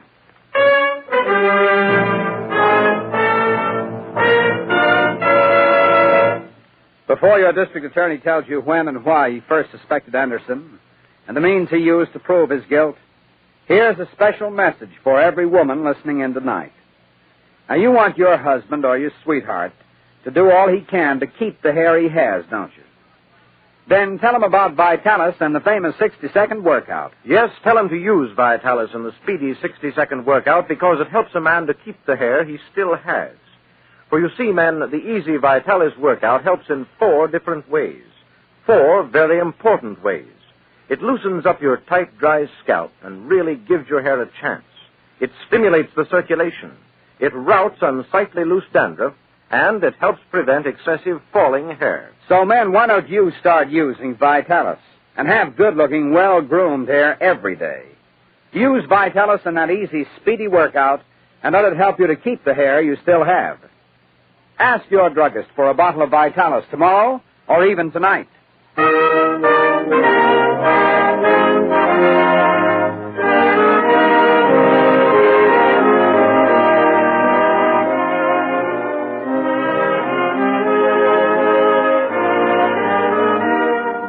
And now, here is your district attorney. Well, ladies and gentlemen, fortunately, Patrick Cork did not die. But Anderson, Pierre, and Yvonne were tried, convicted, and received long prison sentences for their crime. Oh, Chief, I think it was grand you knew Pierre and Yvonne were in that safe. Well, muddy footprints leading to the vault gave me that clue. Oh, and Chief, hadn't you better tell our audience why you suspected Anderson? Yes. His one simple lie caused us to investigate him. We soon discovered other art treasures had vanished from the museum and had been unreported. We learned that the city trustees were investigating and had already given Anderson a notice of dismissal as of January 1st. That and a need of money prompted him to take one last desperate chance. Yeah, Chief, and the trap you set for him was something. Boy, you sure caught him purple-handed. Yes, Harrington. And that was simply a matter of sprinkling the miniature with an almost invisible aniline powder dye, which causes the hands of anyone touching it to turn purple if they come in contact with water. What about next week, Chief? Well, next week, ladies and gentlemen, we again have quite a different case and one of the most baffling sagas of double murder this office was ever called upon to solve. The case of the bittersweet. So don't miss the case of the bittersweet at the same time next week.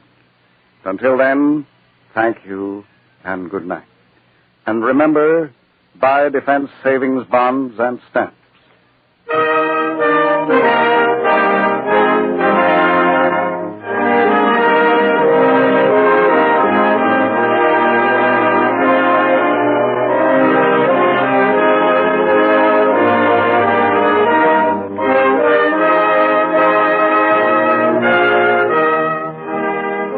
names of all characters in tonight's dramatization are fictitious, and any resemblance to names of living persons or actual places is purely coincidental.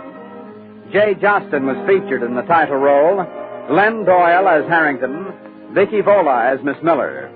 The music was under the direction of Peter Van Steeden, and the author was Jerry McGill.